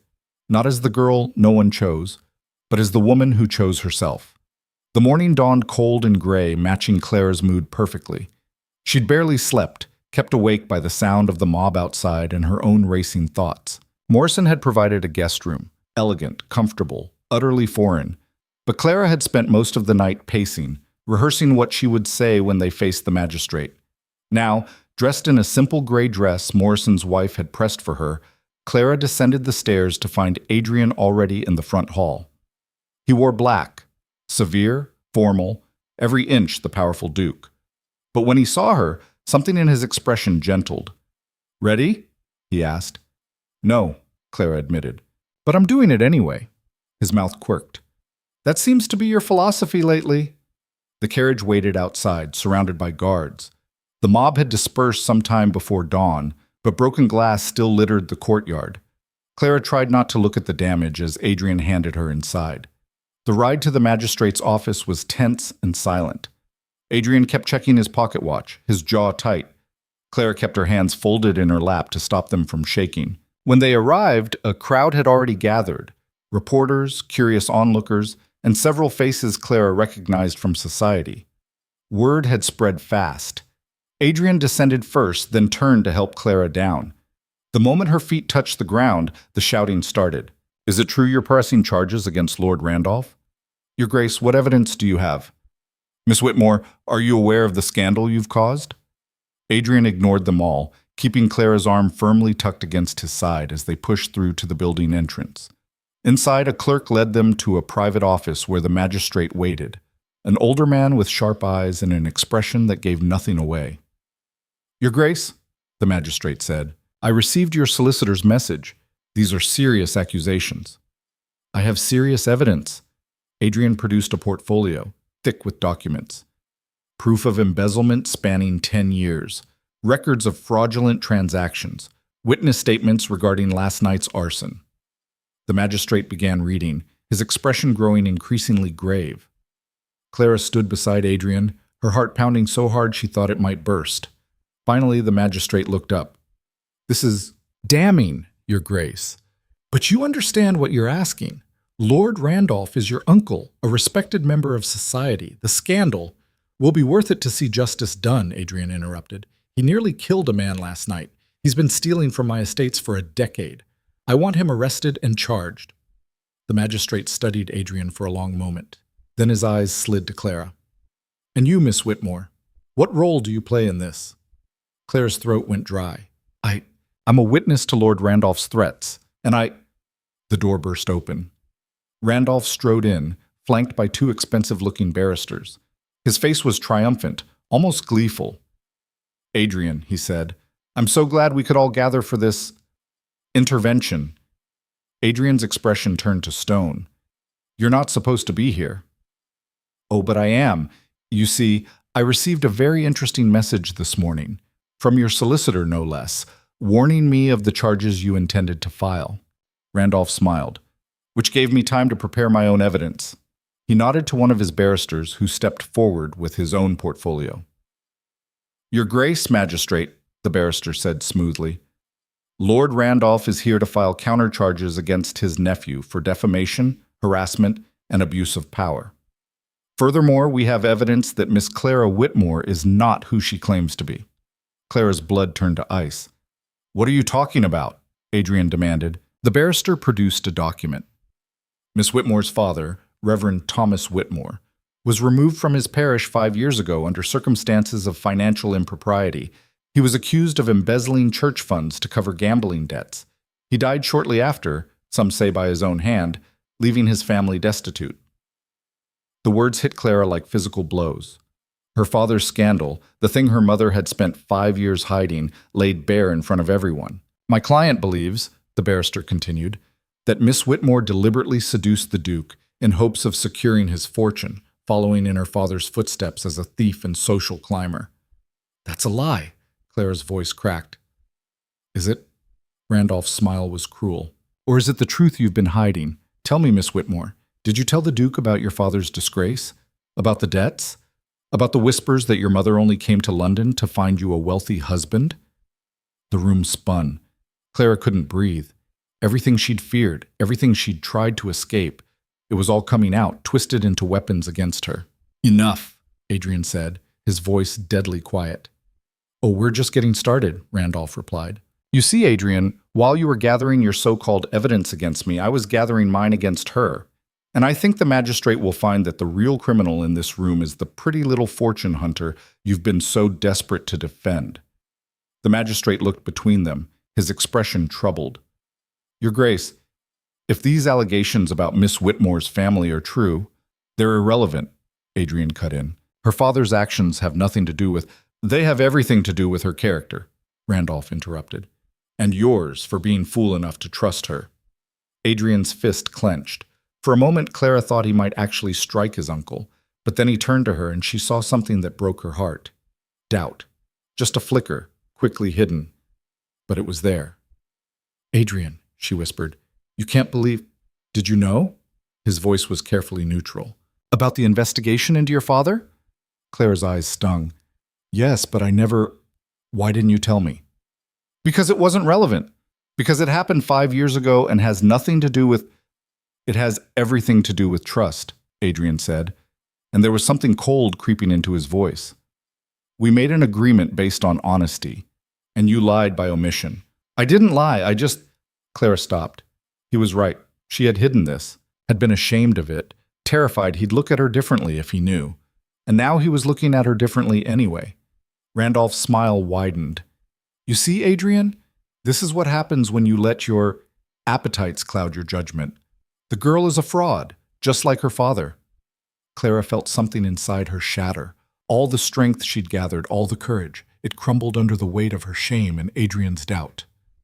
"I should go," she heard herself say. "Miss Whitmore," the magistrate began. "No, he's right." Clara looked at Adrian, tears burning her eyes. "I should never have agreed to this. I'm sorry for whatever damage I've caused." She turned and fled before anyone could stop her. The hallway blurred around her. Clara pushed through the building's entrance, past the shouting reporters, into the street. She didn't know where she was going, didn't care, she just needed to escape. Behind her, she heard Adrian call her name, but she didn't stop. She'd been a fool to think she could be anything other than what society had always known her to be. The girl no one chose. The daughter of a disgraced reverend. The fortune hunter who'd reached too high and fallen exactly as far as everyone had predicted. Clara ran until her lungs burned, until her legs gave out, until she found herself in an alley she didn't recognize, sobbing against cold brick. She'd lost. Randolph had won. And the worst part was, he'd done it by telling the truth. Clara Whitmore was exactly who they'd always said she was. Nothing. Clara didn't know how long she stayed in that alley, her back pressed against cold brick, tears streaming down her face. Long enough for the sun to climb higher. Long enough for her shame to calcify into something harder. Anger. Not at Randolph. He was exactly what she'd expected him to be. Not even at Adrian, though his doubt had cut deeper than any insult. At herself. For running. For letting Randolph's words shatter her so completely. For believing, even for a moment, that she was nothing. Clara wiped her eyes with shaking hands and forced herself to think. Her father had embezzled church funds. That was true. He'd gambled away money that wasn't his, destroyed their family's reputation, and died leaving them with nothing but debts and shame. Clara had spent 5 years running from that truth, hiding it, pretending it didn't define her. But it didn't define her. Her father's choices were his own. His failures weren't hers. And she'd be damned if she let Randolph use them as weapons. Clara pushed herself upright, legs unsteady but holding. Her dress was filthy, her hair disheveled, her eyes probably red and swollen. She looked exactly like what society expected. A desperate girl who'd overreached and fallen. Good. Let them underestimate her. She needed to get back to Adrian's townhouse. Needed to think, to plan, to figure out how to fight back. But as she emerged from the alley onto a main street, a carriage pulled up beside her. Morrison leaned out, his weathered face creased with concern. Miss Whitmore, thank heavens. His Grace has been searching everywhere for you. Clara's throat tightened. I don't think he wants to see me right now. With respect, miss, you're wrong. Morrison opened the door. Please, he's beside himself. Clara wanted to refuse, wanted to maintain her pride, what little remained of it. But Morrison's expression was so genuinely worried that she found herself climbing inside. The ride back felt endless. Clara stared out the window, watching London pass by, wondering what she'd say when she saw Adrian, how she could possibly explain why she'd kept her father's disgrace secret. The townhouse appeared, still showing damage from last night's mob. Morrison helped her down, and Clara steeled herself as she entered. Adrian stood in the front hall, his back to her, shoulders rigid. When he heard her footsteps, he spun around. His face was haggard, eyes shadowed with something that looked like actual fear. Clara. Her name came out rough, relieved. Where the hell have you been? I needed to think. You needed to... He stopped, visibly controlling himself. You ran out of the magistrate's office without a word. Do you have any idea what could have happened to you? Randolph has half of London believing you're some kind of criminal mastermind. Maybe I am, Clara said flatly. Adrian stared at her. What? Maybe Randolph's right. Maybe I am my father's daughter, a liar and a fraud who seduced a wealthy duke for his money. She lifted her chin, meeting his eyes. Is that what you think? No. You hesitated. In the magistrate's office, when Randolph told you about my father, you doubted me. Adrian flinched. I was surprised, caught off guard, but I never thought... You asked why I didn't tell you, Clara interrupted. And the truth is, I was ashamed. My father destroyed our family. He stole from people who trusted him, gambled away money meant for widows and orphans, and when he was caught, he couldn't face the consequences. So he took the coward's way out and left my mother and me to clean up his mess. Her voice cracked, but she pushed through. I've spent 5 years carrying that shame, letting it define me, believing that his failures made me worthless. And when you offered me that arrangement, when you looked at me like I was worth something, I was terrified you'd learn the truth and see me the way everyone else does. Adrian's expression shifted. Clara. But Randolph was right about one thing, Clara continued. I did lie by omission. I should have told you, should have trusted that you'd see past my father's mistakes. And I'm sorry. The silence stretched between them, heavy with unspoken things. Then Adrian crossed the distance in 3 strides and pulled her into his arms. Clara froze, shocked. His embrace was tight, almost desperate, and she could feel his heart pounding against her cheek. I'm the one who should apologize, he said quietly. You were right to be afraid. I've given you every reason not to trust me. I used you as a shield against my uncle, dragged you into a war that wasn't yours, and when he attacked you, I hesitated. You were surprised. I was a coward. Adrian pulled back enough to look at her, his hands on her shoulders. For one moment, I let old fears cloud my judgment. I've been betrayed before, used for my title and wealth so many times that suspicion became my default. But you're not them, Clara. You never were. Clara's eyes stung with fresh tears. How can you be sure? Because if you were a fortune hunter, you would have stayed in that magistrate's office and played the victim. You would have cried and clung to me and let me defend you. His mouth quirked slightly. Instead, you ran away and hid in an alley, looking like you'd rather die than accept help from anyone. Despite everything, Clara almost laughed. That's your evidence? That's my evidence. His expression grew serious. Clara, I know what it's like to carry someone else's sins, to be judged for choices that weren't yours. And I know what it costs to keep those secrets locked inside, terrified that if anyone sees the truth, they'll prove what you've always feared, that you're not worthy of better. The words hit Clara like a physical blow. He understood, actually understood. What do we do now? She whispered. Adrian's jaw set. Now we fight back, together. How? Randolph has evidence, witnesses. He's turned the entire city against us. Not the entire city. Adrian released her and moved to his desk, where papers were scattered across the surface. While you were gone, I had Morrison and my solicitor digging deeper into Randolph's finances, and we found something interesting. He handed Clara a document. She scanned it, her eyes widening. This is a contract between Randolph and Lord Pemberton, she said slowly, for the sale of shipping routes. But these are your routes, aren't they? Routes he had no authority to sell. He's been using his position as trustee to broker deals behind my back, pocketing the profits. Adrian's smile was cold. And Pemberton isn't the only one. We've found 6 separate contracts, all illegal, all documented. Clara's heart began to race. This proves fraud. Better than that, it proves a pattern. Randolph has been systematically stealing from my estates for years. Adrian's eyes glinted. And if we can prove that, his accusations against you become meaningless. A desperate attempt to deflect from his own crimes. But he still has the story about my father, which proves nothing except that your father made mistakes. You didn't embezzle anything. You didn't seduce me for money. Adrian moved closer. The worst Randolph can accuse you of is being the daughter of a disgraced reverend. That's not a crime, Clara. It's just tragedy. Clara wanted to believe him, but doubt still gnawed at her. Society won't care about legal distinctions. They'll use my father's scandal to paint me as unworthy, no matter what Randolph did. Then we change the narrative. How? Adrian was quiet for a moment, studying her face.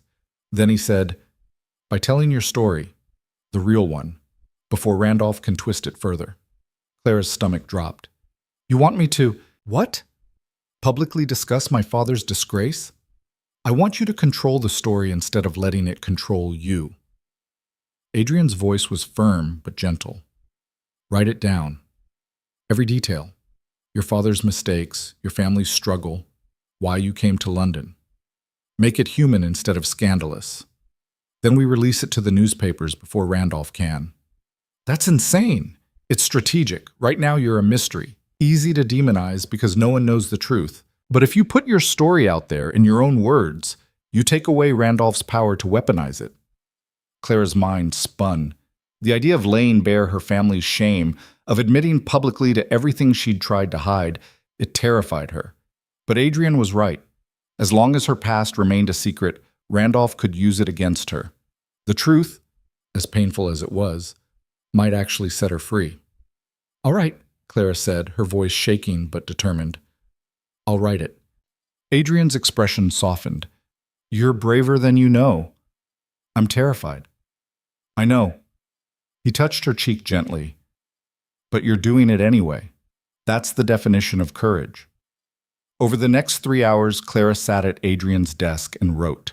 She wrote about her father's gambling, his desperation, his final choice. She wrote about her mother's grief, their financial ruin, the move to London. She wrote about 3 years of humiliation, of being dismissed and pitied and mocked. And she wrote about Adrian's offer, not as seduction or manipulation, but as exactly what it had been. A business arrangement between 2 people who understood what it meant to be trapped by society's expectations. When she finished, her hand cramped and her eyes burned. But the words on the page felt honest, raw, true. Adrian read it without speaking, his expression unreadable. When he looked up, there was something in his eyes that made Clara's breath catch. "This is remarkable," he said quietly. "It's humiliating. It's human." He set the pages down carefully.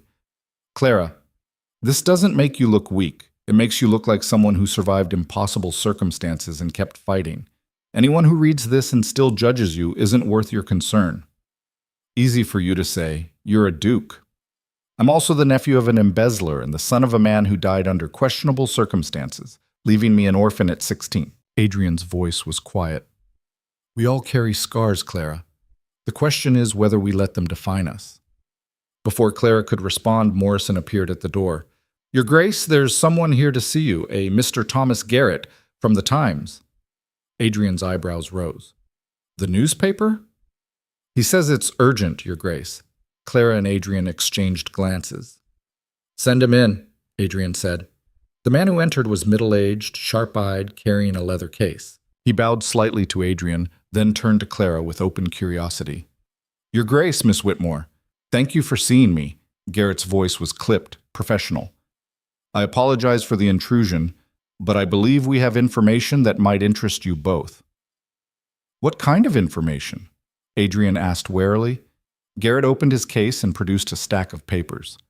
"I've been investigating Lord Randolph Blackmore for the past 6 months. Not for any particular reason, just following financial irregularities that kept appearing in shipping records. But this morning, after the incident at the magistrate's office, several sources came forward with additional evidence." He spread the papers across the desk. Clara leaned forward, scanning them.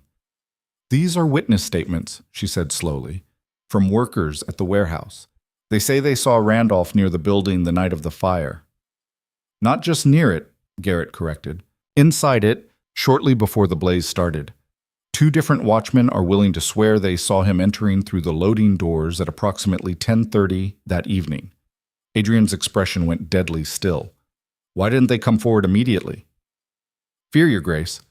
Lord Randolph has a reputation for discouraging inconvenient testimony." Garrett's mouth thinned.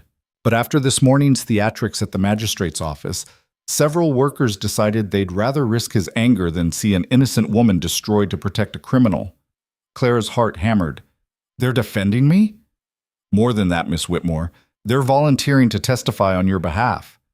Garrett pulled out another document. "I also have affidavits from 3 former employees of Lord Randolph who are willing to confirm a pattern of financial manipulation, intimidation, and fraud stretching back over a decade." Adrian studied the papers, his eyes sharp. "Why bring this to us? Why not simply publish it?" "Because, Your Grace, I'm a journalist, not a crusader. I want the story, the real story, not Lord Randolph's fabricated scandal." Garrett looked between them. "I want an exclusive interview with both of you, your side of events. In exchange, I'll publish everything, the witness statements, the financial evidence, all of it." Clara felt hope flare in her chest for the first time since the magistrate's office. "You believe us?" "I believe evidence, Miss Whitmore. And the evidence says Lord Randolph is a criminal who's been hiding behind his title for far too long." Garrett's expression hardened. "I also believe in exposing the truth, no matter who it hurts." Adrian was silent for a moment, clearly weighing the offer. Then he nodded. "All right, you have your interview. But it goes both ways. You publish everything we give you, no edits, no censorship." "Agreed." They spent the next 2 hours talking to Garrett.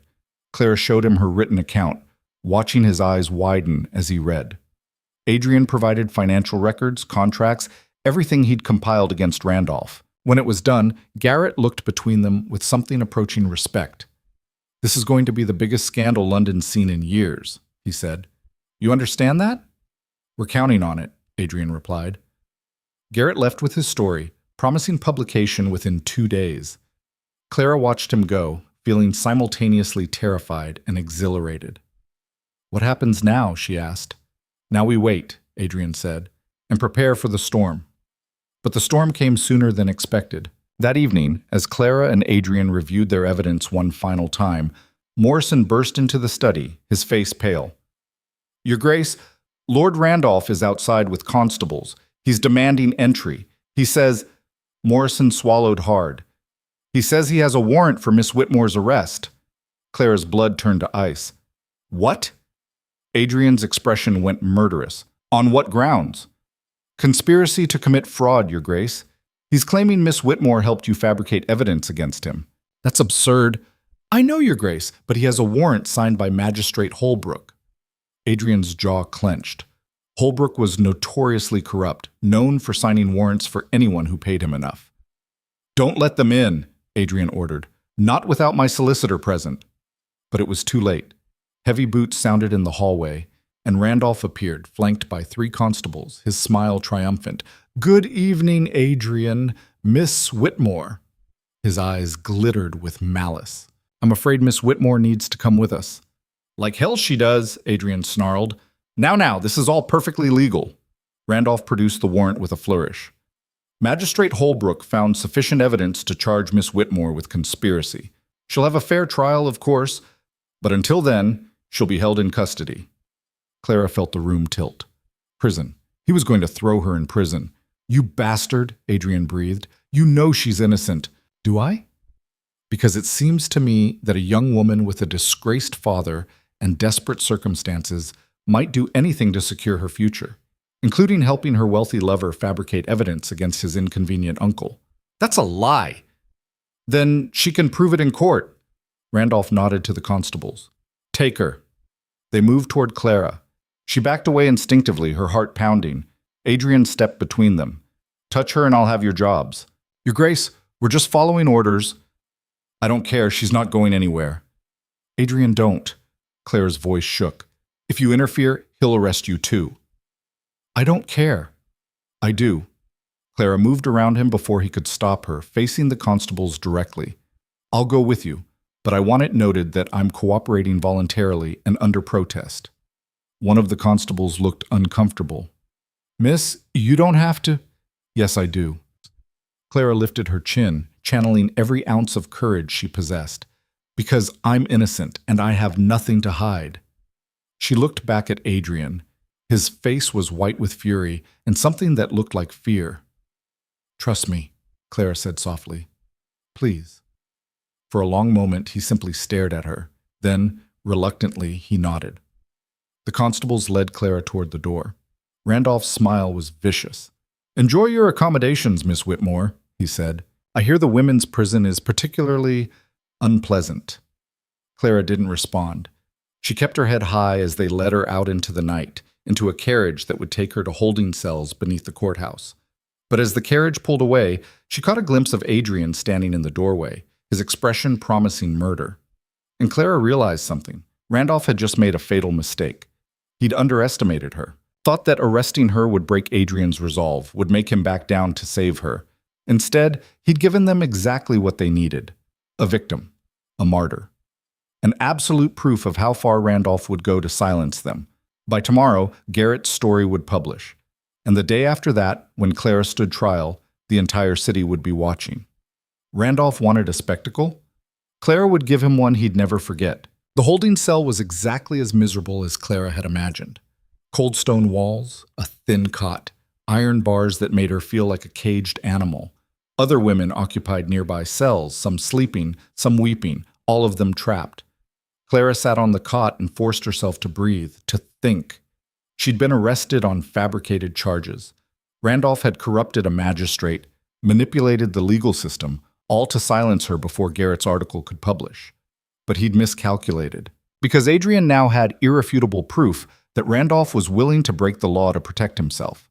And tomorrow, when the Times published their story, the entire kingdom would know it. Clara just had to survive until then. Hours passed. The cell grew colder. Clara wrapped her arms around herself, trying to conserve warmth. Then, around midnight, she heard footsteps. A guard appeared, keys jangling. Miss Whitmore, you have a visitor. Clara's heart leaped. Adrian had found a way in. But when the guard led her to a small visiting room, it wasn't Adrian waiting. It was a woman Clara had never seen before, middle-aged, elegantly dressed, with steel gray hair and eyes that reminded her uncomfortably of Randolph. Miss Whitmore, the woman said, my name is Eleanor Blackmore. I'm Randolph's older sister. She paused. And Adrian's aunt. Clara's stomach dropped. If you're here to threaten me, I'm here to apologize. Eleanor's voice was quiet but firm. And to help you destroy my brother. Clara stared at her, speechless. Eleanor sat down, her expression weary. Randolph has been a cancer on this family for decades. Our father knew it, tried to limit his influence, but Randolph was always clever, always one step ahead. When Adrian's father died, Randolph saw an opportunity, a traumatized 16-year-old boy with a massive inheritance and no one to protect him. You didn't protect him? Clara asked quietly. I tried, but I was married, living in Scotland with my husband. By the time I realized what Randolph was doing, he'd already entrenched himself as trustee. I've spent 10 years gathering evidence against him, but he's always managed to slip away. Eleanor's eyes hardened. Until now. Until you. Me? You made him desperate, sloppy. He's been so focused on destroying you to control Adrian that he's exposed himself in ways he never would have otherwise. Eleanor reached into her bag and produced a thick envelope. This contains additional evidence. Financial records Randolph thought he'd destroyed, correspondence proving he bribed Magistrate Holbrook, witness statements from people he threatened into silence. Clara's hands trembled as she took the envelope. Why give this to me? Because you're brave enough to use it, and because my nephew cares about you more than he's cared about anyone in years. Eleanor's expression softened. Adrian's been alone most of his life, Miss Whitmore. He's learned not to trust, not to hope. But when he looks at you, I see something I haven't seen in him since he was a boy. I see possibility. Clara's throat tightened. I'm not sure he feels that way anymore. Then you're not paying attention. Eleanor stood. Tomorrow, when you face trial, use this evidence. Expose Randolph completely. And don't hold back, Clara. This is war and my brother fights dirty. You need to fight dirtier. She left before Clara could respond, the envelope heavy in Clara's hands. Clara returned to her cell and spent the rest of the night reading through Eleanor's evidence. By dawn, she understood exactly what Randolph had done, and exactly how to destroy him. When the guards came to escort her to court, Clara was ready. The courtroom was packed, every seat filled, people standing against the walls, reporters jammed into the gallery. Clara spotted Adrian immediately, sitting in the front row, his expression murderous. Beside him sat Eleanor, calm and dignified. And in the back she saw faces she recognized, workers from Adrian's estates, the warehouse watchman who'd nearly died in the fire, even Morrison, standing at attention despite being off duty, her allies, her witnesses, her army. Randolph sat at the prosecutor's table, flanked by his expensive barristers, looking smug and certain of victory. The magistrate, a different one, Clara noted with relief, not the corrupt Holbrook, called the court to order. Miss Clara Whitmore, you stand accused of conspiracy to commit fraud. How do you plead? Clara stood, her voice clear and strong. Not guilty, Your Honor. Randolph's barrister stood. Your Honor, we have substantial evidence that Miss Whitmore colluded with the Duke of Blackmore to fabricate charges against Lord Randolph Blackmore. We have testimony that she— Objection, a new voice called. Clara turned, shocked, as a tall man in barrister's robes stood up. She recognized him vaguely, one of the most respected prosecutors in London. Your Honor, the man said, I'm William Ashford, and I'm here on behalf of the Crown. We have reason to believe this case is fundamentally fraudulent and request permission to present counter-evidence. The courtroom exploded in whispers. The magistrate frowned. The Crown is intervening? We are, Your Honor. Based on evidence that came to light this morning, we believe Lord Randolph Blackmore is the one guilty of conspiracy, fraud, arson, and bribery.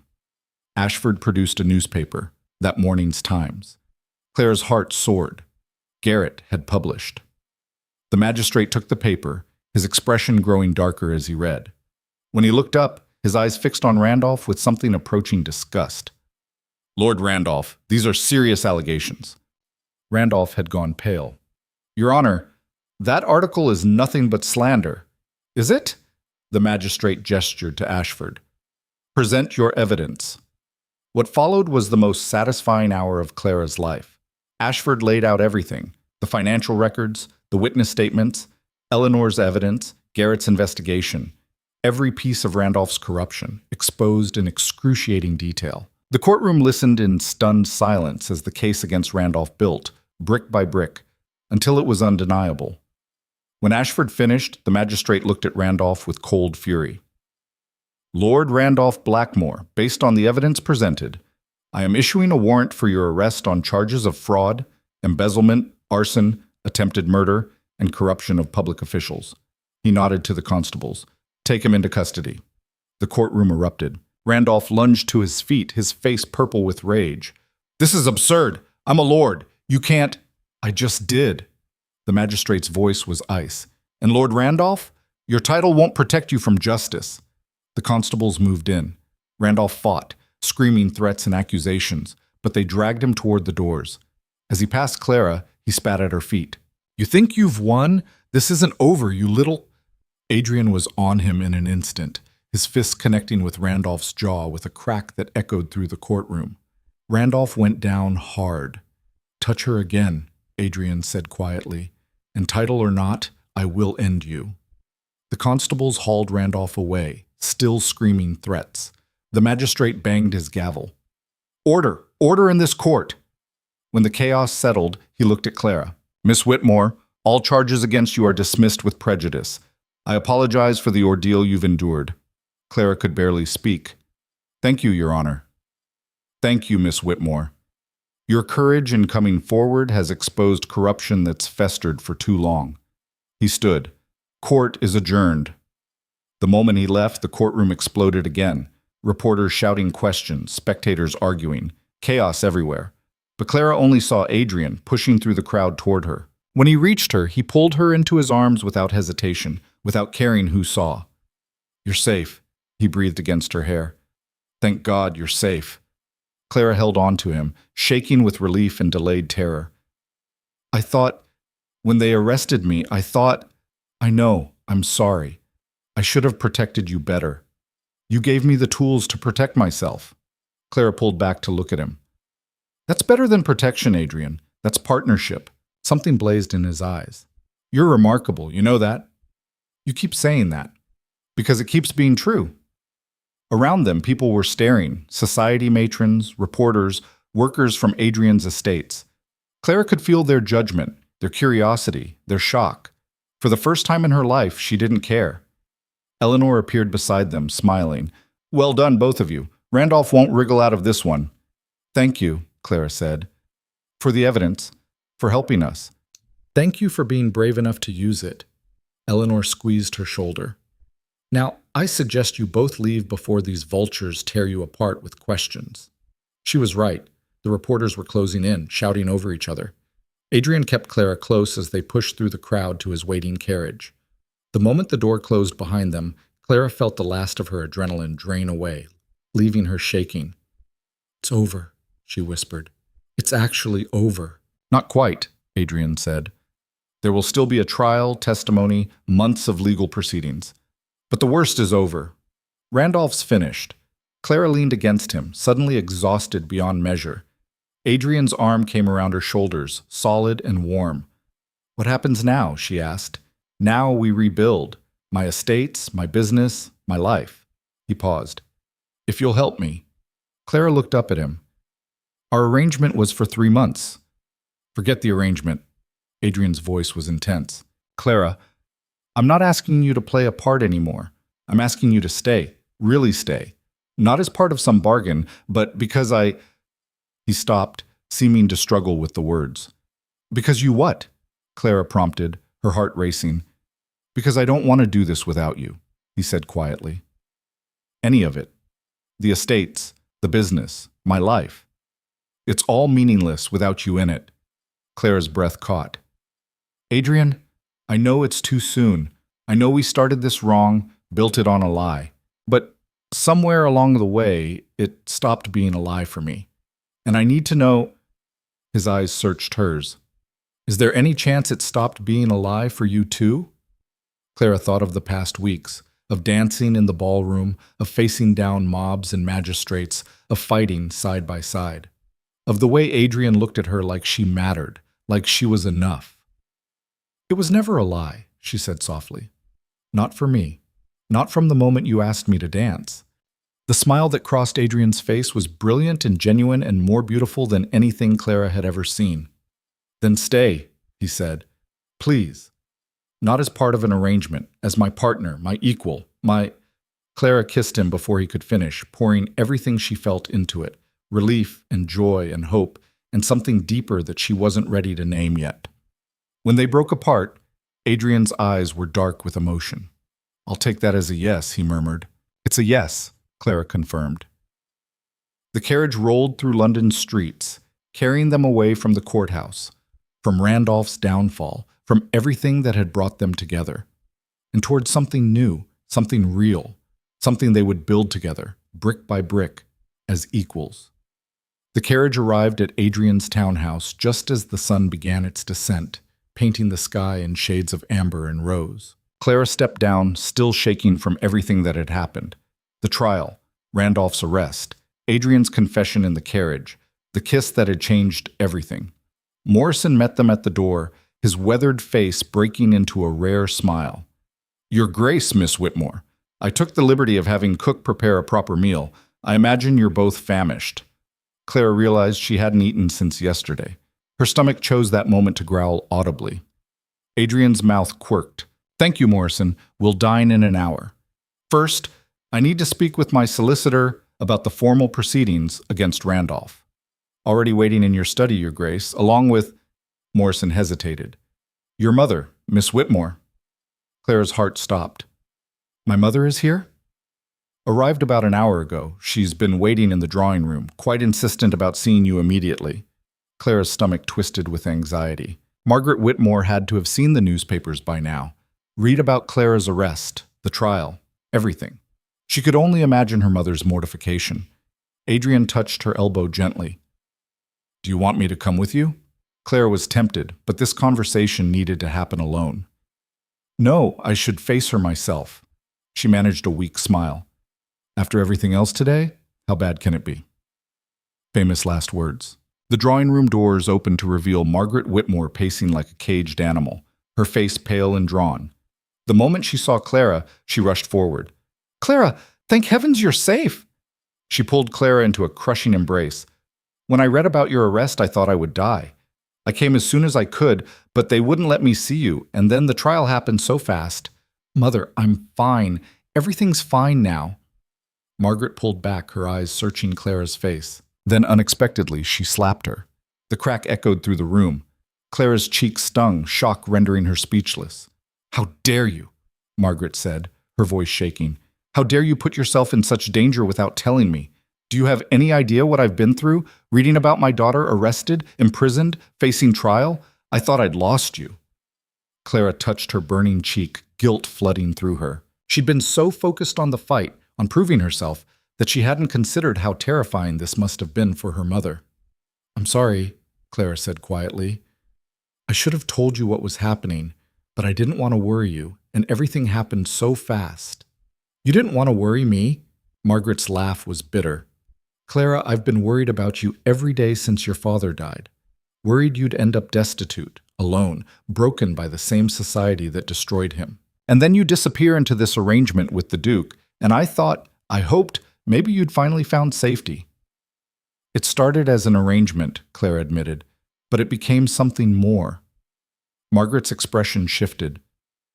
"The Duke, does he—" She stopped, seeming to struggle with the words.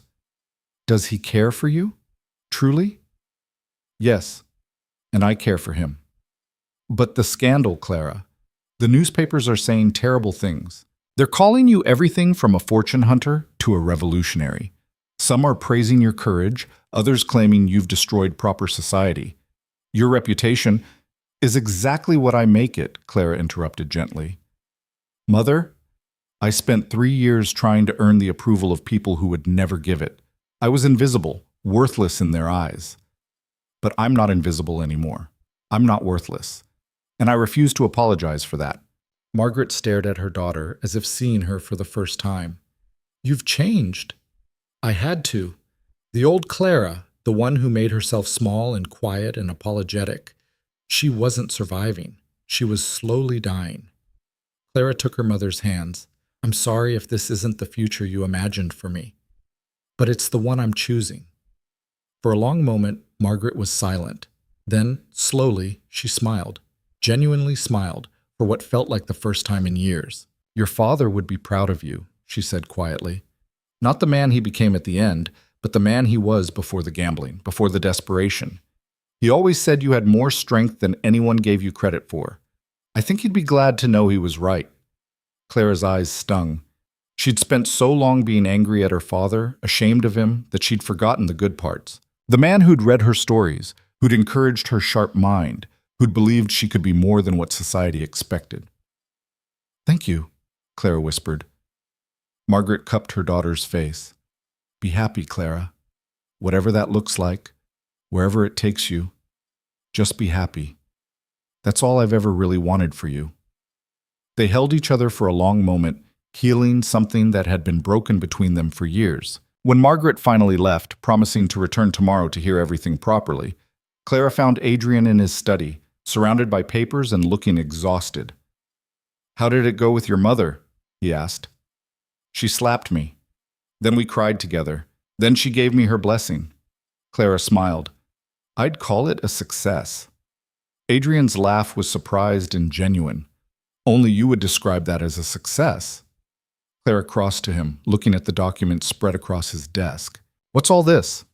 Evidence for the formal trial. Witness statements, financial records, everything we need to ensure Randolph stays imprisoned. Adrian rubbed his eyes. It's going to take months to untangle all the damage he's done. Then we start untangling tomorrow, Clara said firmly. Tonight, we rest. Clara, I can't just... Yes, you can. She took the papers from his hands and set them aside. Adrian, you've been fighting this battle alone for 10 years. You're allowed to rest for one night. He looked at her, something vulnerable in his expression. I'm not used to having someone tell me it's all right to stop. Get used to it. Clara took his hand. Come on. Morrison said there's dinner waiting, and I'm absolutely starving. Over the next 3 months, London transformed around them. Randolph's trial became the scandal of the decade. Every sordid detail emerged, the embezzlement, the bribes, the arson, the threats. Witnesses came forward daily, each with new stories of Randolph's corruption. The man who'd once wielded such power was systematically destroyed by the very system he'd tried to manipulate. Adrian threw himself into rebuilding what Randolph had damaged. He restructured his business dealings, installing new oversight and transparency measures. He visited his northern estates personally, meeting with workers and managers, ensuring everyone understood that the old regime was over, and Clara was beside him for all of it. She'd expected resistance from society, from Adrian's business associates, from the families who'd dismissed her for so long. And there was resistance, at first.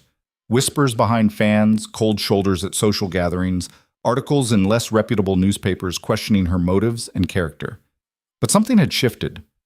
Garrett's article in the Times had painted Clara not as a fortune hunter, but as a survivor, a woman who'd faced impossible circumstances with courage and intelligence. Other newspapers picked up the story, each adding their own spin, until Clara Whitmore became something she'd never expected, a symbol of courage over fear, of integrity over corruption, of the power of standing up to injustice even when the cost seemed unbearable. It was strange and overwhelming and occasionally terrifying, but Clara learned to navigate it with Adrian's help and her own growing confidence. The formal proposal came on a rainy afternoon in late autumn.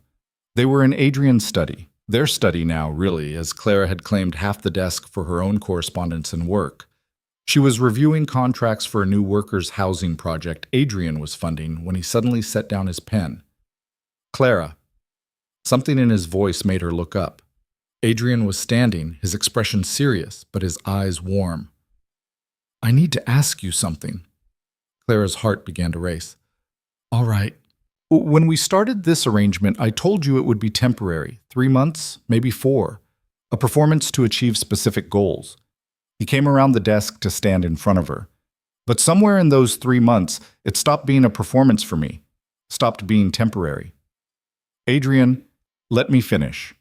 He took her hands. Clara Whitmore, you're the bravest, smartest, most remarkable person I've ever met. You see through pretense, you fight for what's right, even when it costs you everything, and you've made me believe in things I'd given up on years ago. Partnership, trust, love. Clara's breath caught. I'm not asking as a duke looking for a convenient marriage, Adrian continued. I'm asking as a man who can't imagine his life without you in it. Will you marry me? Not as part of an arrangement, but because I love you and want to spend the rest of my life proving you made the right choice in choosing me back. Tears streamed down Clara's face. You love me? Desperately. Completely. Probably since the moment you told Lydia Bennington she married for money. His smile was soft. So, what do you say? Clara pretended to consider it. Well, I should probably review the terms. What's the settlement like? The housing arrangements? Will there be a prenuptial agreement? Adrian blinked. Then he started laughing, pulling her into his arms. You're terrible. I'm practical, Clara corrected. Then more seriously. Yes, Adrian. Of course, yes. I love you too. The kiss was long and sweet and perfect. When they finally broke apart, Adrian produced a ring, simple, elegant, with a deep blue sapphire that matched Clara's dress from that first night in the ballroom. I had it made weeks ago, he admitted, sliding it onto her finger. I was just waiting for the right moment. This is perfect, Clara said, admiring how the sapphire caught the light. Everything is perfect. Not quite everything. Adrian's expression grew serious. There's something I need to tell you about the night my father died. Clara went still. Adrian rarely spoke about his father, and when he did, there was always pain beneath his words. You don't have to. I want to. Adrian guided her to the sofa, keeping her hand in his. My father didn't die of natural causes, as everyone believes. He was poisoned, and I think Randolph did it. Clara's blood ran cold. What? I was 16. I remember him being sick, but the doctors couldn't determine what was wrong. He got worse so quickly, and then he was gone. Adrian's jaw clenched. Years later, I found records suggesting Randolph had purchased arsenic around that time. Nothing definitive, nothing I could prove, but enough to make me suspect. Adrian, if that's true, it means Randolph killed his own brother to gain control of the family fortune through me. It means everything he's done since, the embezzlement, the manipulation, all of it, started with murder. Adrian's eyes were haunted. I've carried this suspicion for years, Clara, but I could never prove it. Could never expose him without solid evidence. Clara's mind raced. Does Eleanor know? I told her my suspicions last month. She's been investigating quietly, but so far nothing concrete. He looked at Clara. I'm telling you because if we're going to build a life together, you deserve to know the darkness that comes with my family. The secrets we carry. Clara squeezed his hand. Every family carries darkness, Adrian. Mine certainly does. But we don't have to let it define us. Even if we never prove what Randolph did to my father? Even then, we've already beaten him in the ways that matter, exposed his corruption, protected innocent people, built something better than what he tried to destroy. Clara touched his face gently. Your father's death was a tragedy, but your life, what you've built, who you've become, that's his real legacy, not Randolph's crimes. Adrian pulled her close, and Clara felt the tension drain from his body. How did I get so lucky? He murmured.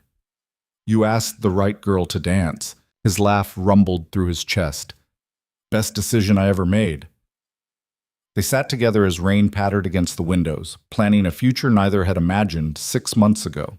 The wedding took place on a crisp December morning in a small chapel on Adrian's northern estate. Clara had insisted on something intimate rather than the grand society affair everyone expected, just family and close friends. Eleanor, Margaret, Morrison, the workers from Adrian's estates who testified against Randolph, Thomas Garrett from the Times, and a handful of others who'd stood by them through the storm. No Lady Ashford, no Lydia Bennington, no society matrons who'd spent years making Clara feel worthless. Just people who mattered. Clara wore a dress of ivory silk, simple and elegant, with the sapphire engagement ring gleaming on her hand. Her mother wept throughout the entire ceremony. Eleanor stood beside her as matron of honor, smiling with genuine warmth. And Adrian stood at the altar looking at Clara like she was the only person in the world who mattered. The vows they exchanged were traditional but felt revolutionary. Clara promised to love, honor, and stand beside Adrian as his equal. Adrian promised the same, adding quietly that he'd spend his life being worthy of her courage. When the priest pronounced them husband and wife, the small chapel erupted in applause. The celebration afterward was warm and joyful. Workers from the estate mingled with family, sharing stories and laughter. Morrison got pleasantly drunk and told embarrassing stories about young Adrian. Margaret and Eleanor discovered a shared love of gardening and spent an hour discussing rose cultivation. As the sun set and lanterns were lit across the estate grounds, Adrian pulled Clara aside. "Come with me," he said. "I want to show you something." He led her through the gardens to a hill overlooking the estate. From here, Clara could see the manor house, the workers' cottages, the fields stretching toward distant forests. It was beautiful, peaceful in a way London had never been. "This is where I came after my father died," Adrian said quietly. "I'd stand here for hours trying to figure out how to be a duke at 60, how to run an estate, manage businesses, deal with Randolph's interference." He turned to Clara. "I felt so alone then, so lost. And now?" Clara asked. "Now I'm standing here with my wife, looking at a future that actually feels possible." Adrian took her hands. "Clara, I know our beginning was unconventional, but I need you to know this, us, what we've built. It's the most real thing in my life." Clara rose on her toes to kiss him. "Mine too." They stood together as stars emerged overhead. Two people who'd found each other in the most unlikely way and built something stronger than either had dreamed possible. 6 months later, Clara and Adrian returned to London for the social season. They'd spent the winter at the Northern Estate, rebuilding Adrian's business relationships and establishing new oversight systems. But now, with Randolph's trial concluded and his sentence handed down, 20 years for fraud, embezzlement, and arson, it was time to face society again. Clara was nervous as their carriage rolled toward the Ashford Grand Hall, where the season's opening ball was being held. The same ballroom where this had all started, where Adrian had crossed the floor to ask the girl no one chose to dance. "Are you ready?" Adrian asked, squeezing her hand. "Honestly, I have no idea." "Oh, then we'll find out together." The announcement of their arrival caused the expected stir, heads turning, whispers starting. But this time was different. Instead of mockery and contempt, Clara saw curiosity and even respect in some faces. Lady Ashford approached, her daughter Penelope beside her. Clara braced herself for venom. But Lady Ashford curtsied, actually curtsied. "Your Grace, Duchess Blackmore, welcome." Her smile was strained but genuine. "I wanted to apologize for my behavior last season. I was unkind to you, Miss Witt, Duchess Blackmore, and wrong." Clara was so shocked she almost couldn't respond. Thank you, Lady Ashford." Penelope looked like she'd rather be anywhere else, but she managed a stiff nod. "Congratulations on your marriage." They moved on quickly, but the precedent was set. Others approached, some with genuine apologies, others with careful politeness designed to get back in Adrian's good graces. A few, like Lydia Bennington, avoided them entirely, which Clara counted as a victory. Then Clara saw someone she hadn't expected. Thomas, the night watchman who'd nearly died in Randolph's fire, stood near the refreshment table. He was dressed in his finest clothes, clearly uncomfortable but determined. When he saw Clara, he crossed to her immediately. "Your Grace," he said, bowing awkwardly. "I hope you don't mind me being here. His Grace invited me, said I'd earned the right after everything." "Of course you've earned the right," Clara said warmly. "How are your hands healing?" Thomas held them up, showing pink scars but functional fingers. "Doc says I'll have full use eventually, and His Grace made sure I got compensated proper for the injury and lost time." "I'm glad." Clara meant it. "Thank you for your testimony at the trial. It made all the difference." "No, Your Grace, thank you for standing up to that bastard, begging your pardon, Lord Randolph, for fighting back when most folks would have just accepted their lot." Thomas's expression was earnest. "You showed a lot of us that courage ain't about being born to it. It's about choosing it when it matters." Clara's throat tightened. "I just did what needed to be done." "That's what courage is, Your Grace." After Thomas left, Clara found herself blinking back tears. Adrian appeared beside her, offering a glass of champagne. "Overwhelming?" he asked gently. "A bit?" Clara sipped the champagne. "I never expected this. Apologies, respect, People actually seeing me as something other than the unmarriageable failure. They were always blind, Clara. You haven't changed. They have. Or rather, they finally opened their eyes. Maybe. Clara looked around the ballroom at the glittering chandeliers and expensive gowns and carefully constructed facades. Or maybe I just stopped caring whether they approved. Adrian's smile was proud. That's my Duchess. The music started, a waltz, appropriately. Adrian bowed formally. May I have this dance, Your Grace? Clara curtsied, matching his formality with a smile. You may, Your Grace. They took the floor and Clara was transported back to that first night. The shock on everyone's faces when Adrian had chosen her. The terror and exhilaration of being seen for the first time in years. But this time was different. This time, Clara wasn't performing. Wasn't pretending to be someone she wasn't to please people who would never truly accept her. This time, she was simply Clara Blackmore, Duchess, dancing with the man she loved in a ballroom full of people whose opinions no longer defined her. What are you thinking? Adrian asked. That I'm glad you chose me, Clara said honestly, not because it gave me a title or security or revenge on everyone who dismissed me, but because choosing you meant choosing myself, choosing to be brave instead of invisible. Adrian's eyes were soft. I didn't choose you, Clara. We chose each other, and I thank God every day that we did. The waltz ended to polite applause. Adrian kept Clara's hand as they left the floor, acknowledging greetings but not stopping. They'd made their appearance, proven they wouldn't be cowed or hidden. Now they could leave on their own terms. Outside, their carriage waited, but instead of climbing in immediately, Clara turned to look back at the glowing ballroom. Do you regret it? Adrian asked. The scandal, the fight, everything we went through? Clara considered the question seriously. The arrests, the trial, the public exposure of her family's darkest secrets, it had been brutal, terrifying, the hardest thing she'd ever done. No, she said finally, because it brought me here. To this moment, this life, this version of myself I didn't know existed. She looked at Adrian. Do you regret it? Not for a second. He pulled her close.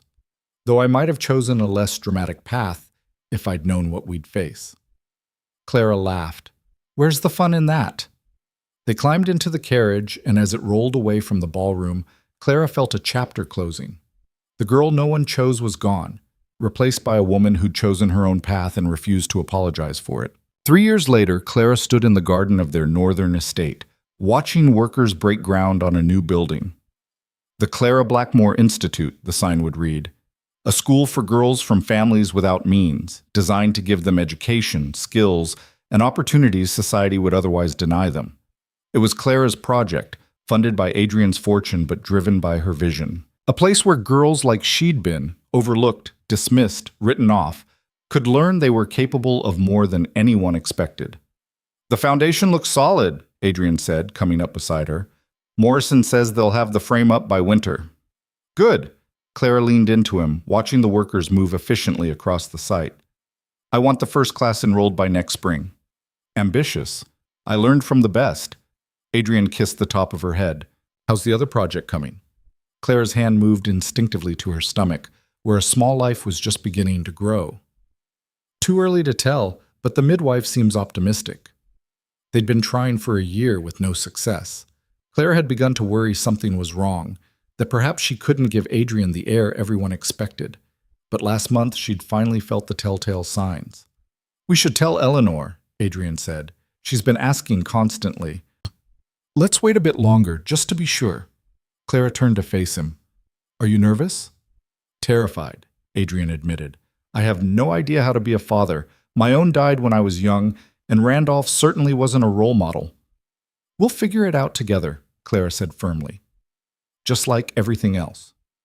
A carriage appeared on the road, moving quickly. As it drew closer, Clara recognized the driver, one of Adrian's London staff. That's Williams, Adrian said, frowning. He wasn't supposed to arrive until tomorrow.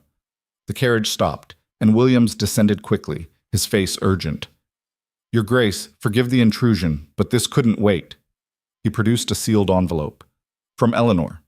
She said you'd want to see it immediately. Adrian broke the seal, his expression growing darker as he read. When he looked up, his eyes were hard. Randolph is dead. Clara's stomach dropped. What? How? Poison. The same kind he likely used on my father. Adrian handed her the letter. Eleanor's been investigating quietly for years. She finally found the evidence, purchase records, correspondence with an apothecary, everything. She was going to present it to the authorities when Randolph died in his cell 3 days ago. The prison doctor says it was suicide. Clara scanned Eleanor's letter, her hand shaking. She thinks he poisoned himself rather than face charges for your father's murder. Or someone else poisoned him to keep him quiet. Adrian's jaw clenched. Either way, he's escaped justice for what he did to my father. Clara set the letter down and took Adrian's hands. He escaped one kind of justice, but he didn't escape consequences. He died in prison, his reputation destroyed, his schemes exposed, his power broken. And your father's legacy, the estates, the business, the good you've built, all of it survived him. It's not enough. It never is when someone you love is taken too soon. Clara pulled him close. But Adrian, your father would be proud of what you've built, of who you've become. Don't let Randolph's last act steal that from you. Adrian held her tightly, and Clara felt the tension gradually drain from his body. You're right. You're always right. I know. You should probably get used to it. His laugh was watery, but genuine. Over the next weeks, they laid Randolph to rest in the family crypt, not out of love or forgiveness, but because it was what tradition demanded. Eleanor presented her evidence to the authorities, and while they couldn't prosecute a dead man, the truth was officially recorded. Adrian's father had been murdered, and Randolph was responsible. It didn't bring back the dead or erase years of suffering, but it was truth, and truth mattered. The following spring, Clara gave birth to a daughter. They named her Catherine Margaret Blackmore, Catherine for Adrian's mother, who died when he was young, and Margaret for Clara's mother, who wept with joy when she heard. She was perfect, tiny and red-faced and squalling with impressive lung capacity. Adrian held her with such careful reverence that Clara's heart nearly burst. "She's so small," he whispered, awed. "She'll grow," Clara said tiredly. The birth had been long and difficult, but seeing Adrian cradling their daughter made every moment worth it. "She'll be remarkable," Adrian said with absolute certainty, just like her mother. "Let's hope she has your sense and my stubbornness," Clara replied. "That combination should serve her well." Over the next months, they settled into the rhythm of new parenthood. Adrian proved to be a devoted father, walking the floors at night when Catherine cried, changing nappies without complaint, reading to her from heavy books she was far too young to understand. Clara watched him transform from the cold, isolated Duke she'd first met into someone softer, more open, more willing to trust and hope. And Catherine thrived, growing from a tiny infant into a bright, curious baby who seemed determined to investigate everything within her limited reach. The Institute opened that fall to its first class of 30 girls. Clara attended the opening ceremony with Catherine in her arms, watching as young women who'd never expected such opportunities walked through the doors. One girl in particular caught Clara's attention, barely 16, thin and nervous, with darned clothes and calloused hands that spoke of hard labor. She reminded Clara painfully of herself at that age. After the ceremony, Clara approached her. "What's your name?" Clara asked gently. "Sarah, your Grace." The girl curtsied awkwardly. "Sarah Miller." "Welcome to the Institute, Sarah. What do you hope to study?" Sarah's eyes lit up. "Mathematics, Your Grace. I'm good with numbers, always have been. But my father says it's not proper for girls, that I should focus on finding a husband instead." Clara smiled. "Sarah, let me tell you something. People will always tell you what's proper, what's appropriate, what you should and shouldn't do. But the only person who gets to decide your path is you." She touched the girl's shoulder. "Study mathematics. Become brilliant at it. And when someone tells you it's not proper, remind them that the Duchess of Blackmore believes otherwise." Sarah's expression transformed, fear replaced by hope, doubt by determination. "Thank you, Your Grace." Watching her walk away with new confidence, Clara felt something settle in her chest. This was her legacy. Not a title or wealth or social position, but the chance to give other girls what she'd fought so hard to claim for herself, the power to choose their own paths. 10 years later, Clara stood once again in the Ashford Grand Hall, but this time as a guest of honor. The ball was celebrating the 10th anniversary of the Institute, which had grown from one small school to 5 across the kingdom. Hundreds of girls had passed through its doors, learning skills and gaining opportunities that would have been impossible otherwise. Some had become teachers, others, businesswomen. A few had even entered politics, pushing for reforms to expand education access. All of them carried with them the lesson Clara had fought so hard to learn, that worth was not determined by birth or wealth or society's approval, but by courage and choice. Adrian stood beside her, their now 10-year-old Catherine between them. The girl was already showing signs of her mother's intelligence and her father's quiet strength, a formidable combination that both excited and terrified her parents. "Look, Mama," Catherine whispered, pointing. "Isn't that Sarah Miller?" Clara followed her daughter's gaze and smiled. Sarah stood near the refreshment table, confident and poised, deep in conversation with several prominent merchants. She'd become one of the kingdom's most respected accountants, her mathematical genius earning her clients and respect that would have been unthinkable for a woman from her background a decade ago. "It is," Clara confirmed. "She's done very well for herself." "Because you helped her," Catherine said matter-of-factly. "Because she helped herself. I just opened a door." Adrian squeezed Clara's hand. "You've opened a lot of doors." Clara looked around the ballroom, at the Institute graduates scattered throughout the crowd, at the workers from Adrian's estates mingling with nobility, at faces that no longer showed contempt or dismissal when they looked at her. The world hadn't completely changed. There was still prejudice, still inequality, still people who believed worth was determined by birth rather than character. But it had changed enough, shifted enough that girls like Sarah, like Clara herself, had a fighting chance. The music started. Another waltz. Adrian bowed formally. "May I have this dance, Your Grace?" Clara curtsied, smiling at the familiar ritual. "Always, Your Grace." They took the floor, leaving Catherine with Eleanor, who'd become a devoted grandmother figure. As they moved through the familiar steps, Clara was struck by how different everything felt from that first waltz a decade ago. Then, she'd been terrified and defiant in equal measure, certain she was playing a part that would end in disaster. Now she was simply herself, dancing with the man she loved, surrounded by a life she'd fought to build, secure in the knowledge that she belonged exactly where she was. "What are you thinking?" Adrian asked, echoing his question from so many years ago. "That I was wrong," Clara said. "About what?" "That night we made our arrangement, I thought I had nothing left to lose." Clara looked up at him. "But I was wrong. I had everything to lose. My fear, my shame, my certainty that I was worthless. I had to lose all of that to find what really mattered." Adrian's eyes were soft. "And what really mattered?" "Myself, my courage, my ability to choose my own path and walk it without apology." Clara smiled. "And you, definitely you." "I love you," Adrian said simply. "I love you too."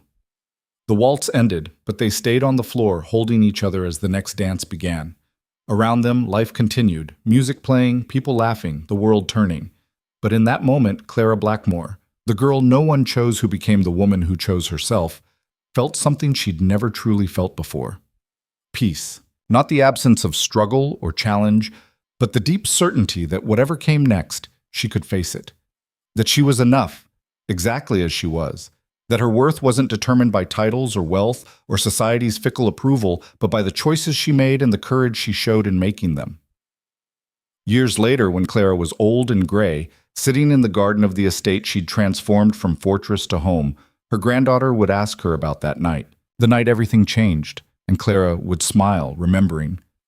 "I was invisible," she'd say, "until I decided not to be. Until I chose to be seen, on my own terms, with all my flaws and failures laid bare. It was terrifying, but it was also the most powerful thing I ever did." "Were you scared?" the granddaughter would ask. "Every single day. But I did it anyway." That's the secret, darling. Courage isn't the absence of fear. It's choosing to act despite it. Choosing yourself, your truth, your path, even when everyone says you're wrong. And were you wrong? Clara would look out over the gardens, the Institute visible in the distance, the legacy she'd built stretching far beyond anything she'd imagined that night in the ballroom. "No, sweetheart, I was finally gloriously right. But that was years away." On this night, in this moment, Clara simply danced with her husband under glittering chandeliers, surrounded by people who'd learned the same lesson she had. That the ones they overlook are often the ones they should have feared most, and that a girl with nothing left to lose is the most dangerous person in any room, because she has everything to gain.